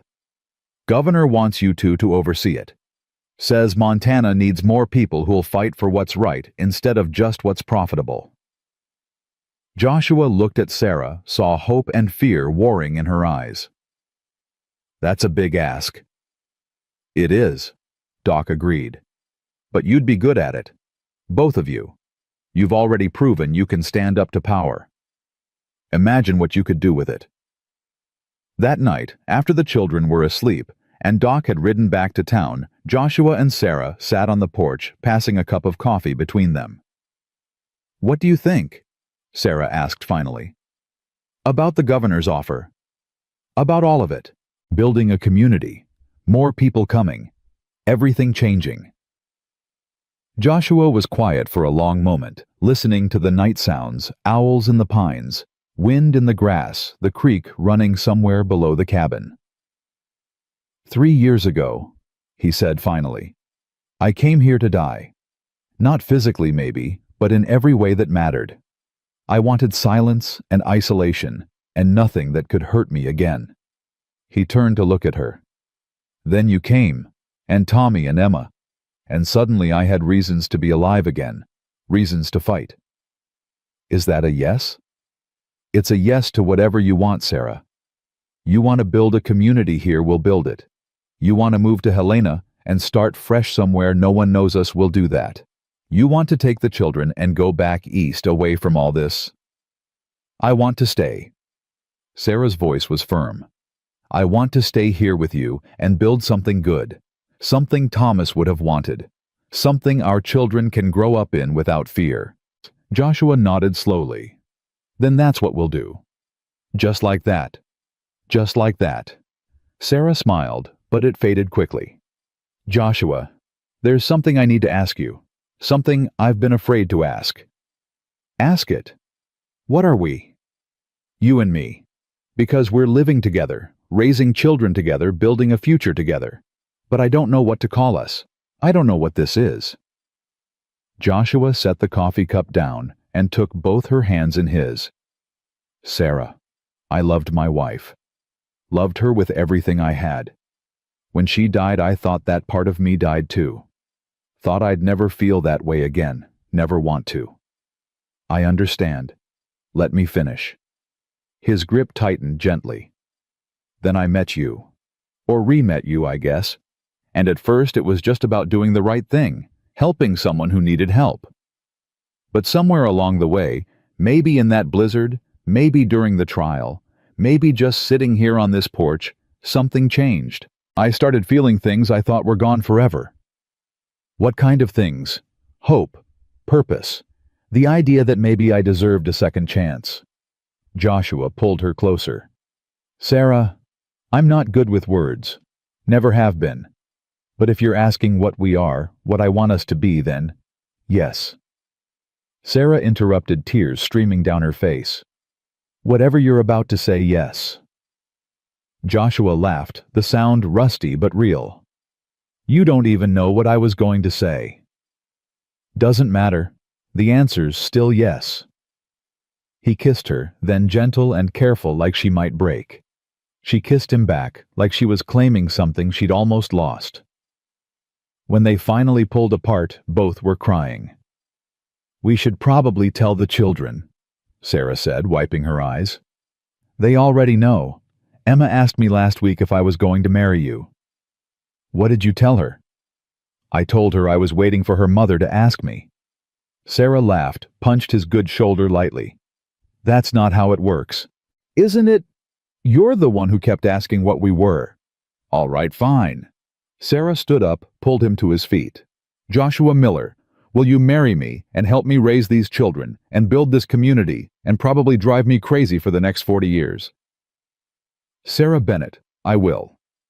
They married 3 weeks later in a ceremony Doc Abernathy officiated, since the nearest preacher was 2 days' ride away. Emma cried happy tears. Tommy asked if this meant Joshua was his new papa. Joshua said yes, his voice breaking on the word. The other families came: the Johnsons with their 3 boys, the Krugers with their twin daughters, the Mendozas with their grandmother, who barely spoke English but smiled at everyone. They brought food and gifts and promises to help build. Sheriff Thompson came too, hat in hand, looking uncomfortable. I know I don't deserve to be here, he said to Joshua. I should have helped Mrs. Bennett when she first came to me. Should have investigated Wallace instead of looking the other way. But I want you to know I'm trying to do better. Be better. Joshua studied the man for a long moment. You testify at the trial. That took courage. Took me too long to find it. Maybe, but you found it eventually. That counts for something. Joshua held out his hand. We're building something new here. Could use a lawman who's learned from his mistakes. Thompson shook his hand, relief clear on his face. I'll do right by you, I swear it. The weeks that followed were a blur of activity. More families arrived, drawn by the promise of free land and a fresh start. Some were miners who'd lost their claims. Others were farmers fleeing drought in Kansas. A few were simply drifters looking for a place to belong. Joshua and Sarah became the unofficial leaders, settling disputes, organizing work parties, making decisions about where to build what. It wasn't a role Joshua had wanted, but it was one he'd grown into without realizing. One morning, a wagon appeared on the road carrying a thin man in his 50s and 3 teenage children. Name's Robert Hendricks, the man introduced himself. Used to be a school teacher back in Missouri. Heard you folks were building a town. Figured you might need someone to teach the children. Sarah's face lit up. A school. Joshua, we could have a real school. Can you pay? Hendricks asked.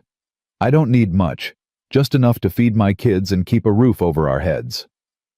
We'll figure something out, Joshua said. Right now we've got a dozen children running around with no education. That needs to change. They gave Hendricks one of the new cabins being built and promised to construct a schoolhouse by fall. Emma volunteered to help teach the younger children. Tommy was skeptical about the whole enterprise until Hendricks told him schools had maps of the whole world, and then the boy was convinced. As summer deepened, the settlement took shape. What started as Joshua's lonely ranch became a cluster of cabins, then a proper community. Someone suggested they needed a name. Bennett's Landing, Doc Abernathy proposed. After Thomas, he started this whole thing in a way. If he hadn't documented Wallace's crimes, none of us would be here. Sarah wiped her eyes and nodded. Thomas would have liked that. But the growth brought new challenges. A fight broke out between 2 families over water rights. Someone's cattle kept breaking into someone else's garden. The Krugers' oldest daughter got pregnant by one of the Johnson boys, and both families were furious. Joshua found himself settling disputes he'd never imagined having to settle. Was this really what he'd signed up for? Being a judge without a courthouse? A lawman without a badge? A leader without wanting to lead? One night, frustrated after a particularly ugly argument about fence lines, he told Sarah he was done. Let them sort out their own problems. I'm not a politician. I'm not a judge. I'm just a man who wanted to live quietly. No, you're not. Sarah's voice was gentle but firm. You're a man who saved a widow and her children because it was the right thing to do. You're a man who fought corruption because someone needed to. You're a man these people look up to because you've proven yourself worthy of it. I don't want to be worthy. I just want to go back to being alone and miserable, to chop wood and wait to die. Sarah took his face in her hands. Joshua, you're alive again. Really alive, Don't you dare retreat back into that shell because leadership is hard. People are hard. Yes, they are, but they're also worth it. Those children learning to read. Those families building homes. That future we're creating, it's messy and complicated and frustrating, but it matters. You matter. Joshua pulled her close, buried her hair. I don't know if I can do this. You don't have to do it alone. That's the whole point of community. She was right, and Joshua knew it. But knowing something and accepting it were different things. The breaking point came in late August. A group of newcomers arrived, 5 men and 2 women, led by a man named Garrett, who'd been a bounty hunter before the war. They claimed land on the eastern edge of the settlement and immediately started causing problems. Drunk and disorderly, fighting with neighbors, making crude comments to the women. Joshua warned them twice to settle down or leave. They ignored him. The third time, Garrett showed up at Joshua's door, drunk and belligerent. Who made you king? Garrett sneered. You don't own this land.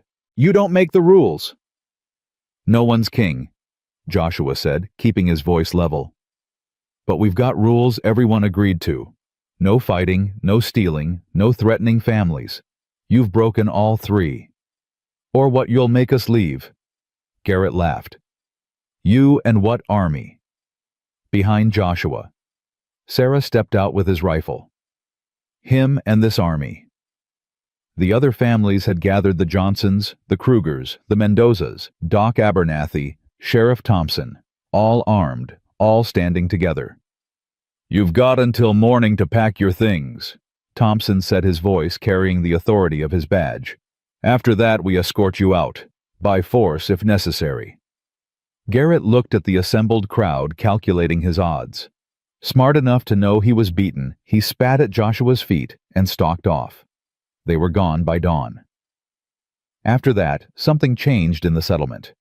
People stopped questioning Joshua's authority because they understood it didn't come from him, it came from them. They'd chosen to follow, chosen to support, chosen to build together. By autumn, Bennett's Landing had 40 families. They'd built a proper schoolhouse, a general store run by a widow from Denver, and a smithy operated by an Irish immigrant named O'Brien. Sheriff Thompson had a small office that doubled as a jail, though they'd only used it twice. The territorial governor visited in September, bringing surveyors and official paperwork. He walked through the settlement with Joshua and Sarah nodding approvingly. This is what Montana needs, he said. Not mining camps that disappear when the gold runs out. Real towns, real communities, people invested in the future. We're doing our best, Sarah said. You're doing more than that. You're setting an example. The governor turned to Joshua. I meant what I said in my letter. Montana needs leaders like you. Have you thought about running for territorial legislature? Joshua nearly choked. Absolutely not. Why not? Because I'm a rancher who can barely read legal documents. I've got no business in government. You've got integrity and courage. That's rarer than education. The governor smiled. Think about it. The territory's changing. We need people who'll fight for settlers, not just mining interests and railroads. After the governor left, Joshua turned to Sarah. Please tell me you're not going to encourage this. I think you'd be good at it. Sarah, I'm not saying you have to, but I'm also not saying you shouldn't. She took his hand. Joshua, a year ago you were alone in a cabin waiting to die. Look at what you've built. Look at what we've built. Maybe the governor's right. Maybe you could do the same thing on a bigger scale. Or maybe I could just focus on being a good husband and father and let someone else save the territory. Sarah laughed. That's a fair point. They compromised. Joshua agreed to consider it, but not decide until after winter. If Bennett's Landing survived its first brutal Montana winter, if the community held together when things got hard, then maybe he'd think about a bigger role. Winter came early and harsh. Snow fell in October and didn't stop until March. They lost 2 families who couldn't handle the isolation and cold, but the others pulled together, sharing food, fuel, and warmth. The schoolhouse became a gathering place where people told stories and sang songs and remembered they weren't alone. Tommy's breathing stayed strong through the winter. The medicine from Denver had arrived in November, and Doc Abernathy administered it faithfully. The boy still wheezed on bad days, but nothing like before. Emma turned 13 and started helping Hendrix teach the younger children. She had a gift for it, patient and clear in her explanations. Sarah watched her daughter bloom with pride, so fierce it hurt. On a February night, when the snow was too deep to travel and the wind howled like wolves, Sarah went into labor. Joshua had delivered calves and foals, but never a human baby. He was terrified. Doc Abernathy was snowed in at the Kruger place 2 miles away and unreachable in the storm. "You can do this," Sarah told him between contractions. "Joshua, look at me. You can do this." "I don't know what I'm doing?" "Neither do I. It's my first time giving birth." Sarah managed a pained laugh. "We'll figure it out together." Emma boiled water. Tommy stayed out of the way but kept watch at the window, as if willing Doc Abernathy to appear through the storm. Joshua held Sarah's hand and tried to remember everything his mother had told him about birthing back when he was a boy on a farm in Ohio. The labor lasted 8 hours. Just before dawn, when Joshua was certain something had gone terribly wrong, Sarah gave one final push, and a baby's cry filled the cabin. A girl, small but healthy, with Sarah's dark hair and lungs that worked perfectly. Joshua wrapped her in a clean blanket, his hands shaking so badly he could barely tie the knot. When he placed the baby in Sarah's arms, he saw tears streaming down her face. "She's perfect," Sarah whispered. "Joshua, she's perfect." Emma and Tommy crowded close, staring at their new sister with wonder. The baby yawned, opened her eyes, and seemed to look directly at Joshua. Something in his chest cracked open, something that had been frozen since he'd buried his son 3 years ago. He was a father again. Not a replacement for what he'd lost, but something new and precious and terrifying. "What should we name her?" Sarah asked. Joshua thought of his wife dead these 3 years.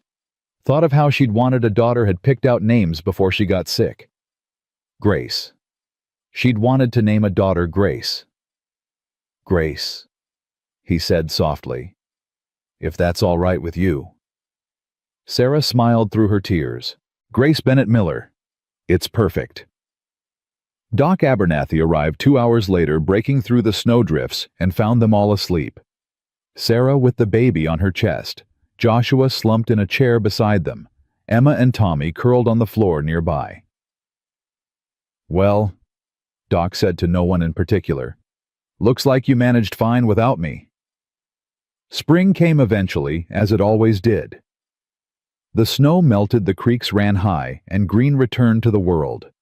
Bennett's Landing had survived its first winter, and something about that survival had forged the settlement into a real community. More families arrived with the thaw. A carpenter from Pennsylvania, a doctor who'd lost his practice to debt back east, a preacher who'd been traveling through and decided to stay. The settlement was becoming a real town. In April, a delegation from Helena arrived with an offer. Montana Territory was preparing for statehood. They needed representatives who understood frontier life, who could speak for settlers instead of just mining interests. They wanted Joshua Miller to run for the territorial legislature. Joshua stood on his porch, Grace asleep against his shoulder, and looked at the town he'd helped build. At the school where Emma taught. At the houses where families lived without fear. At Sarah tending her garden with Tommy's help. "What do you think?" he asked Sarah later that night. "I think you'll do whatever's right. You always do." "That's not an answer." "Yes, it is." Sarah took Grace, began nursing her. "Joshua, I can't tell you whether to do this. It has to be your choice. But I will say this. You've already changed so many lives. Imagine what you could do with an official voice. A vote. Real power to make things better. Or I could fail. Could compromise too much. Could become another politician who forgets where he came from." "You won't. You're not built that way." Sarah looked up at him. "But if you're really worried, then don't do it. Stay here. build fences and raise cattle and watch your daughter grow up. That's not a small thing, Joshua. That's everything. He thought about it for days, prayed about it, though he wasn't sure he believed in prayer anymore, talked to Doc Abernathy and Sheriff Thompson and the other families. Everyone had opinions, but none of them could make the decision for him. Finally, standing at Thomas Bennett's grave, they'd buried him properly once the ground thawed. Joshua found his answer. "I can't bring you back," he said to the marker. "Can't undo what happened. But I can make sure it means something. Make sure other families don't face what Sarah and the children faced. That's worth fighting for. That's worth the risk." He rode to Helena the next week and accepted the nomination. The campaign would be hard, the election uncertain. But for the first time since his family died, Joshua Miller had a purpose that extended beyond survival. He was building something that would outlast him. Something good. And in the end, that was enough. The campaign nearly destroyed him. Joshua had thought fighting Wallace and Brennan was hard, thought building a community from nothing was hard. But politics was a different kind of warfare, one he wasn't prepared for. His opponent was Clayton Mercer, a lawyer from Butte with deep pockets and deeper connections to the mining interests. Mercer was smooth, where Joshua was rough, eloquent where Joshua was plain-spoken. He had newspapers backing him, money flowing from San Francisco investors, and a smile that never quite reached his eyes. "Miller's a vigilante," Mercer told crowds in Helena. "A man who takes the law into his own hands. Do we really want someone like that making our laws?" Joshua countered the only way he knew how with truth. He traveled from town to town, speaking in saloons and church halls, telling his story. Telling Sarah's story. Telling the story of families crushed by corruption and greed. "Montana's changing," he told a crowd in Virginia City. "We can change toward justice and fairness, or we can change toward whoever has the most money and the least conscience. That's the choice, not between me and Mercer, between what kind of territory we want to be." But truth didn't always win against money. Mercer's campaign bought endorsements from newspapers, paid for rallies that drew hundreds. They dug into Joshua's past, found the story about his resignation, as Marshall twisted it into a narrative about a man who abandoned his duty. "He couldn't protect his own family," one article read. "How can he protect Montana?" Sarah found him reading that article, crumpling it in his fist, fighting tears of rage and grief. "Don't," she said, taking the paper from him. "Don't let them make you ashamed of surviving. They're using my dead wife and son as a campaign weapon. They're desperate. That means you're winning." Sarah pulled him close. "Joshua, you're scaring them. Men like Mercer, like Wallace used to be, they're terrified of people who can't be bought or intimidated.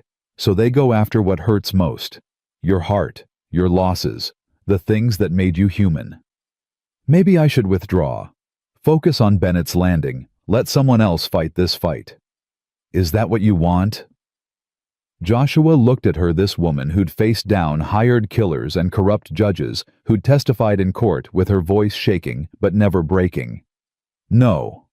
But I don't want to put you and the children through this either. We're already through it. The question is whether we see it to the end." Sarah's grip tightened. "Joshua, we've fought too hard to quit now. Thomas died fighting corruption. You nearly died fighting it. We don't get to stop just because it gets uncomfortable." So Joshua kept campaigning, kept speaking truth to crowds that sometimes cheered and sometimes jeered.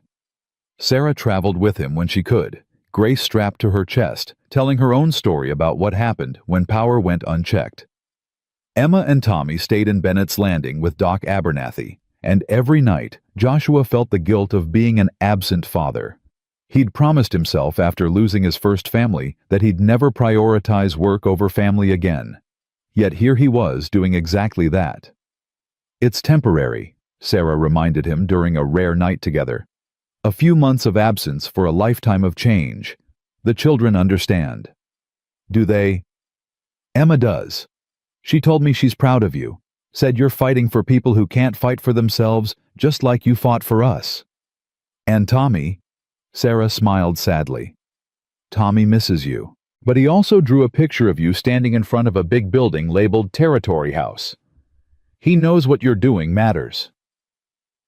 The election was set for November.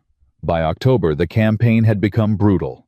Mercer's people spread rumors that Joshua was secretly working for competing mining interests, that he'd taken bribes, that his marriage to Sarah was a scandal because they'd been living together before they wed. She was a widow and he was unmarried. One newspaper editorial sneered, "Living together alone in the wilderness. One wonders what really transpired before their hasty marriage." That one sent Sarah into a cold fury Joshua had never seen before. She wrote a response and paid to have it published in every newspaper that would print it. "Mr. Mercer's campaign questions my virtue and my husband's honor because they cannot question his record or his character. They imply impropriety because they cannot prove corruption. They attack a family because they cannot defeat ideas. To anyone reading this who has ever been desperate, ever been alone, ever been saved by someone's unexpected kindness, you know the truth. Decency exists, honor exists, and it terrifies men like Clayton Mercer because they cannot buy it, cannot control it, cannot understand it." The letter caused a firestorm. Half the territory praised her courage. The other half condemned her audacity, a woman speaking publicly about politics, about her own reputation. Improper, unseemly, unladylike. Sarah didn't care.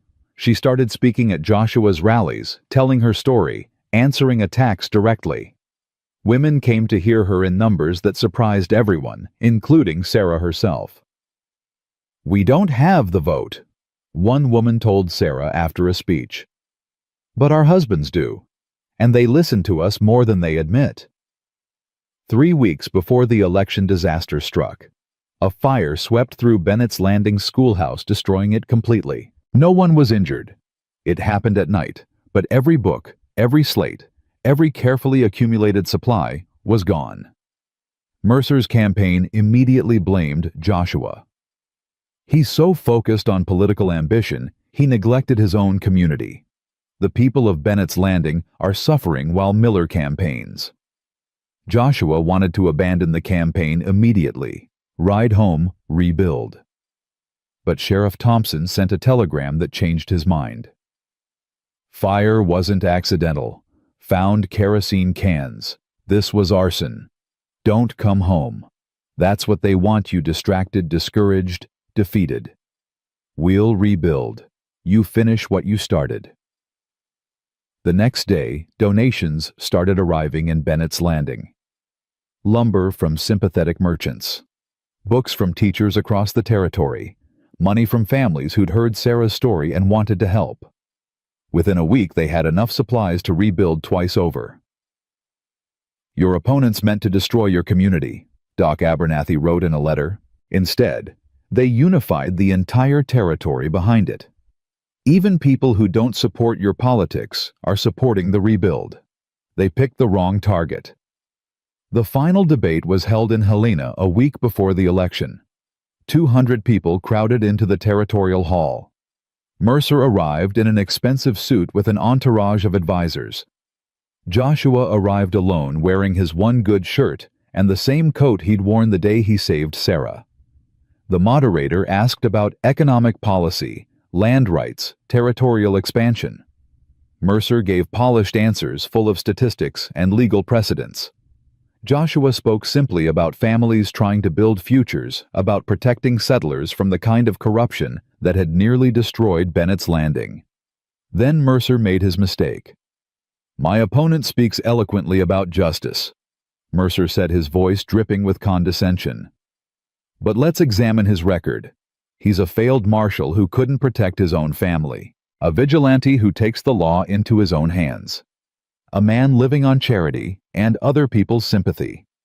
Is this really who we want representing Montana Territory?" The room went silent. Joshua stood slowly, and something in his face made Mercer take a step back. "You're right," Joshua said quietly. "I failed to protect my family. My wife and son died while I was chasing outlaws who didn't matter. I've lived with that failure every day for 4 years. It hollowed me out, made me wish I'd died with them." He paused, let the words settle. "Then I heard a woman and her children being threatened. I could have ignored it, should have probably. It wasn't my business. But I went anyway, and I found a widow feeding her children scraps because corrupt officials were stealing her land.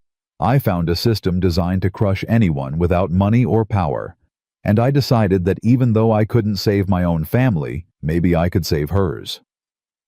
Joshua looked directly at Mercer. "You call that vigilantism. I call it being human. You call it taking the law into my own hands. I call it standing up when the law itself was corrupt. You call me a failure. Maybe I am. But I'm a failure who stopped a conspiracy that would have displaced dozens of families. I'm a failure who helped build a community from nothing. I'm a failure who proved that ordinary people can fight power and win." The room had gone completely still. "So yes, Mr. Mercer, I'm flawed. I'm rough around the edges. I don't have your education or your polish or your wealthy backers. But I have something you'll never have. I know what it means to lose everything and keep fighting anyway. I know what it means to be powerless and desperate, and I'll never forget it no matter how many elections I win or lose." Joshua sat down to thunderous applause. Mercer tried to respond, but his words sounded hollow after Joshua's raw honesty. Election day came cold and clear. Joshua voted in Bennett's Landing, then spent the day helping rebuild the schoolhouse. By sunset, they'd framed the walls. By the time the polls closed, they'd raised the roof. The results came in slowly over the next 3 days as votes were counted and tallied across the vast territory. Bennett's Landing went overwhelmingly for Joshua. So did most of the small settlements. But the mining towns leaned toward Mercer, and the cities were split. On the third day, a rider arrived with a telegram from Helena. Joshua Miller, 3,847 votes. Clayton Mercer, 3,201 votes. He'd won by 646 votes out of nearly 7,000 cast. Sarah grabbed him, and they stood there in the middle of the unfinished schoolhouse, holding each other while the community cheered around them. "You did it," she whispered. "Joshua, you actually did it. We did it. All of us." That night, they gathered everyone in Bennett's Landing for a celebration. The Johnsons brought venison. The Krugers brought beer they'd been brewing. The Mendozas brought guitars and songs.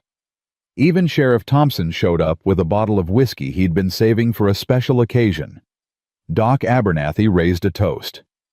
To Joshua Miller, who came to Montana to die alone, and instead gave all of us a reason to live together.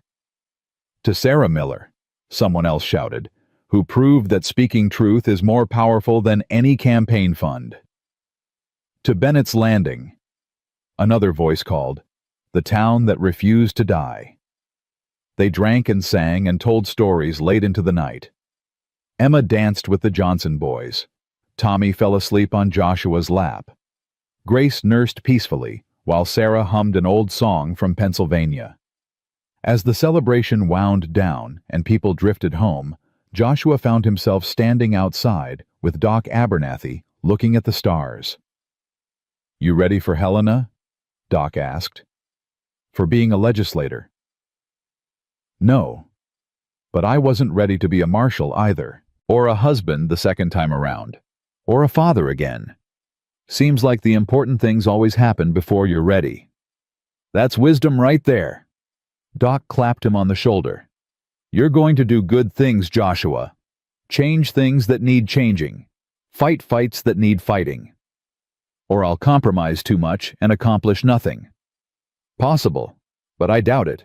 You're too stubborn to quit and too honest to sell out. That's a rare combination." Inside the cabin, Sarah was putting the children to bed. Joshua watched through the window. His wife, his daughter, his stepchildren, who'd become his own. A family built from grief and chance and stubborn hope. 4 years ago, he'd been a broken man, waiting to die in a cabin that held nothing but ghosts. Now, he was a husband, father, community leader, and territorial legislator.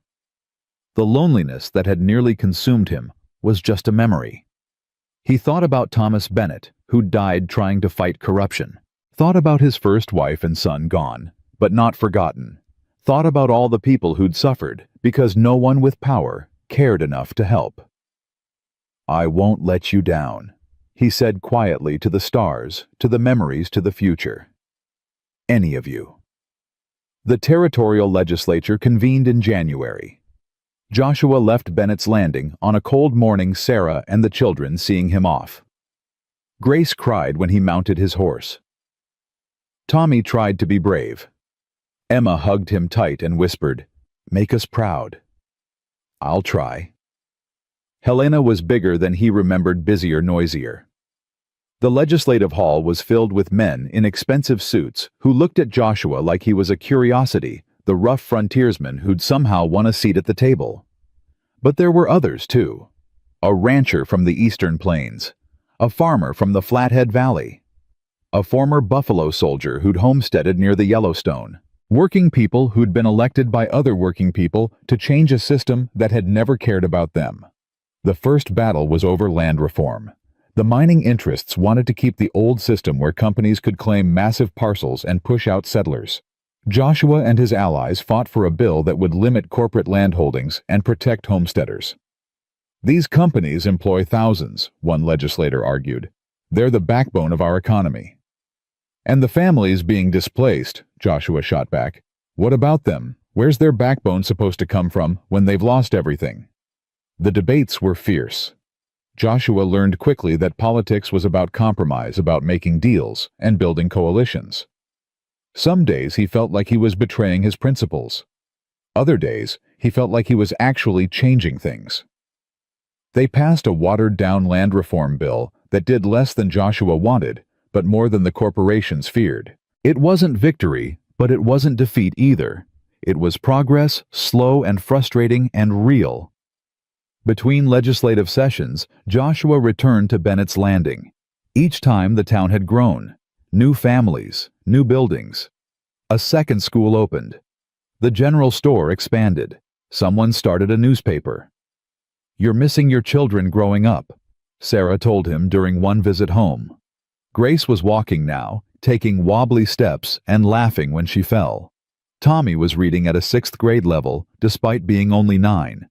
Emma had started courting one of the Johnson boys, though she denied it vehemently.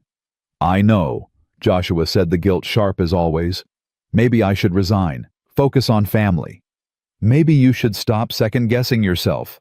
Sarah's tone was gentle but firm. "Joshua, you're doing important work. The children understand that. Grace won't remember these years of absence, and Tommy and Emma are proud of you. Stop torturing yourself." "I just don't want to make the same mistake twice. Don't want to miss what matters while chasing what seems important." "You're not making the same mistake. Last time you didn't have a choice, you didn't know your family was sick. This time we're all healthy. We're all safe. We're all choosing this together. There's a difference." Over the next 3 years, Joshua and his coalition passed bills protecting workers' rights, establishing public education funding, and creating territorial parks. They fought off attempts to privatize water rights and beat back legislation that would have let railroads seize land without fair compensation. Mercer ran against him in the next election. Lost by a wider margin. Bennett's Landing became a model for sustainable settlement. Other communities copied their shared resource system, their community decision-making, their focus on education and mutual support. Newspapers across the country wrote articles about the Montana town built on justice.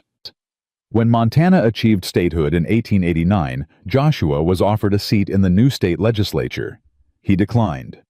"I've done what I can here," he told the governor. "Time to go home. Time to be a father and husband and rancher. Time to let someone else carry the fight." He returned to Bennett's Landing in the spring, when the mountains were green and the creeks ran high with snowmelt. Sarah met him at the edge of town with Grace on her hip and tears in her eyes. "Welcome home," she said. "For good this time." That summer, they held a dedication ceremony for the new community hall. 50 families came, some original settlers, others who'd arrived in the waves that followed. They named it the Thomas Bennett Memorial Hall. Thomas started this, Sarah said during her speech, not by planning to, but by refusing to accept injustice, by documenting corruption even when it cost him everything, by believing that truth mattered more than safety. This building stands because he wouldn't kneel, because Joshua wouldn't walk away, because all of us decided that building something good was worth the fight. She unveiled a plaque on the wall. It read, "Built on the principle that ordinary people standing together can defeat any injustice. May those who gather here never forget what was sacrificed to create this place, and may they always have the courage to fight for what's right." That night, Joshua sat on his porch with Sarah, watching the sun set over mountains that had witnessed everything. Grace played at their feet. Emma and the Johnson boy sat together on the fence, trying to look casual. Tommy read a book, occasionally looking up to ask Joshua about complicated words. "Do you ever regret it?" Sarah asked. "Everything that happened, the fighting, the pain, the years of struggle." Joshua thought about that day 4 years ago when he'd heard gunfire and made a choice to get involved. Thought about everything that choice had cost and everything it had created. "No," he said finally. "I regret the years I spent alone waiting to die. I regret not finding you sooner. But everything after that first gunshot, everything we built together, no regrets at all." Sarah leaned her head against his shoulder. "I'm glad it was you, that day at my cabin. I'm glad it was you who came." "Me too." Years passed. Grace grew into a fierce, independent girl who reminded everyone of her mother. Tommy became a teacher, taking over the Bennett's Landing School when Hendricks retired. Emma married the Johnson boy and had 4 children of her own. More settlers came, drawn by the story of a town built on justice and community. Bennett's Landing became a small city with churches and schools and businesses that stretched for blocks. But it never forgot its founding principles, that people mattered more than profit, that justice was worth fighting for, that ordinary courage could change the world. Joshua and Sarah grew old together, their hands weathered by work, their faces lined by laughter and hardship in equal measure. They sat on that same porch, year after year, watching their community thrive, watching their family expand, watching the world change. On a spring morning, when Joshua was 63, Sarah found him in the barn, brushing down his old horse, the same gelding that had carried them through that first terrible blizzard. "Do you remember what you said to me that day?" she asked. "When you first came to the cabin. Get your things, you're coming home." "I didn't understand at the time what you meant by home. I thought you meant your cabin, a temporary shelter." Sarah moved closer. "But you didn't mean a building, did you?" "No." Joshua's voice was soft.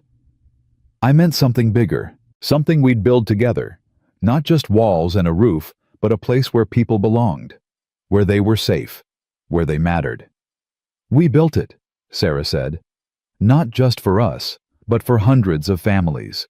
We built home." Joshua pulled her close, this woman who'd changed his life by needing his help. "Couldn't have done it without you." "Yes, you could have, but I'm glad you didn't have to." They stood together in the warm barn, surrounded by the sounds of a living, breathing community they'd created from nothing but stubbornness and hope. Outside, children played in streets where once there'd been only wilderness. Families laughed in homes where once there'd been only survival. Justice lived where once corruption had ruled. Joshua Miller had come to Montana to die alone. Instead, he'd learned to live again, had built a family, a community, a legacy, had proven that one person's decision to care, to act, to fight could change everything. The promised land wasn't a place you found. It was people you fought beside and the home you built after the storm. And in the end, that was more than enough. It was everything.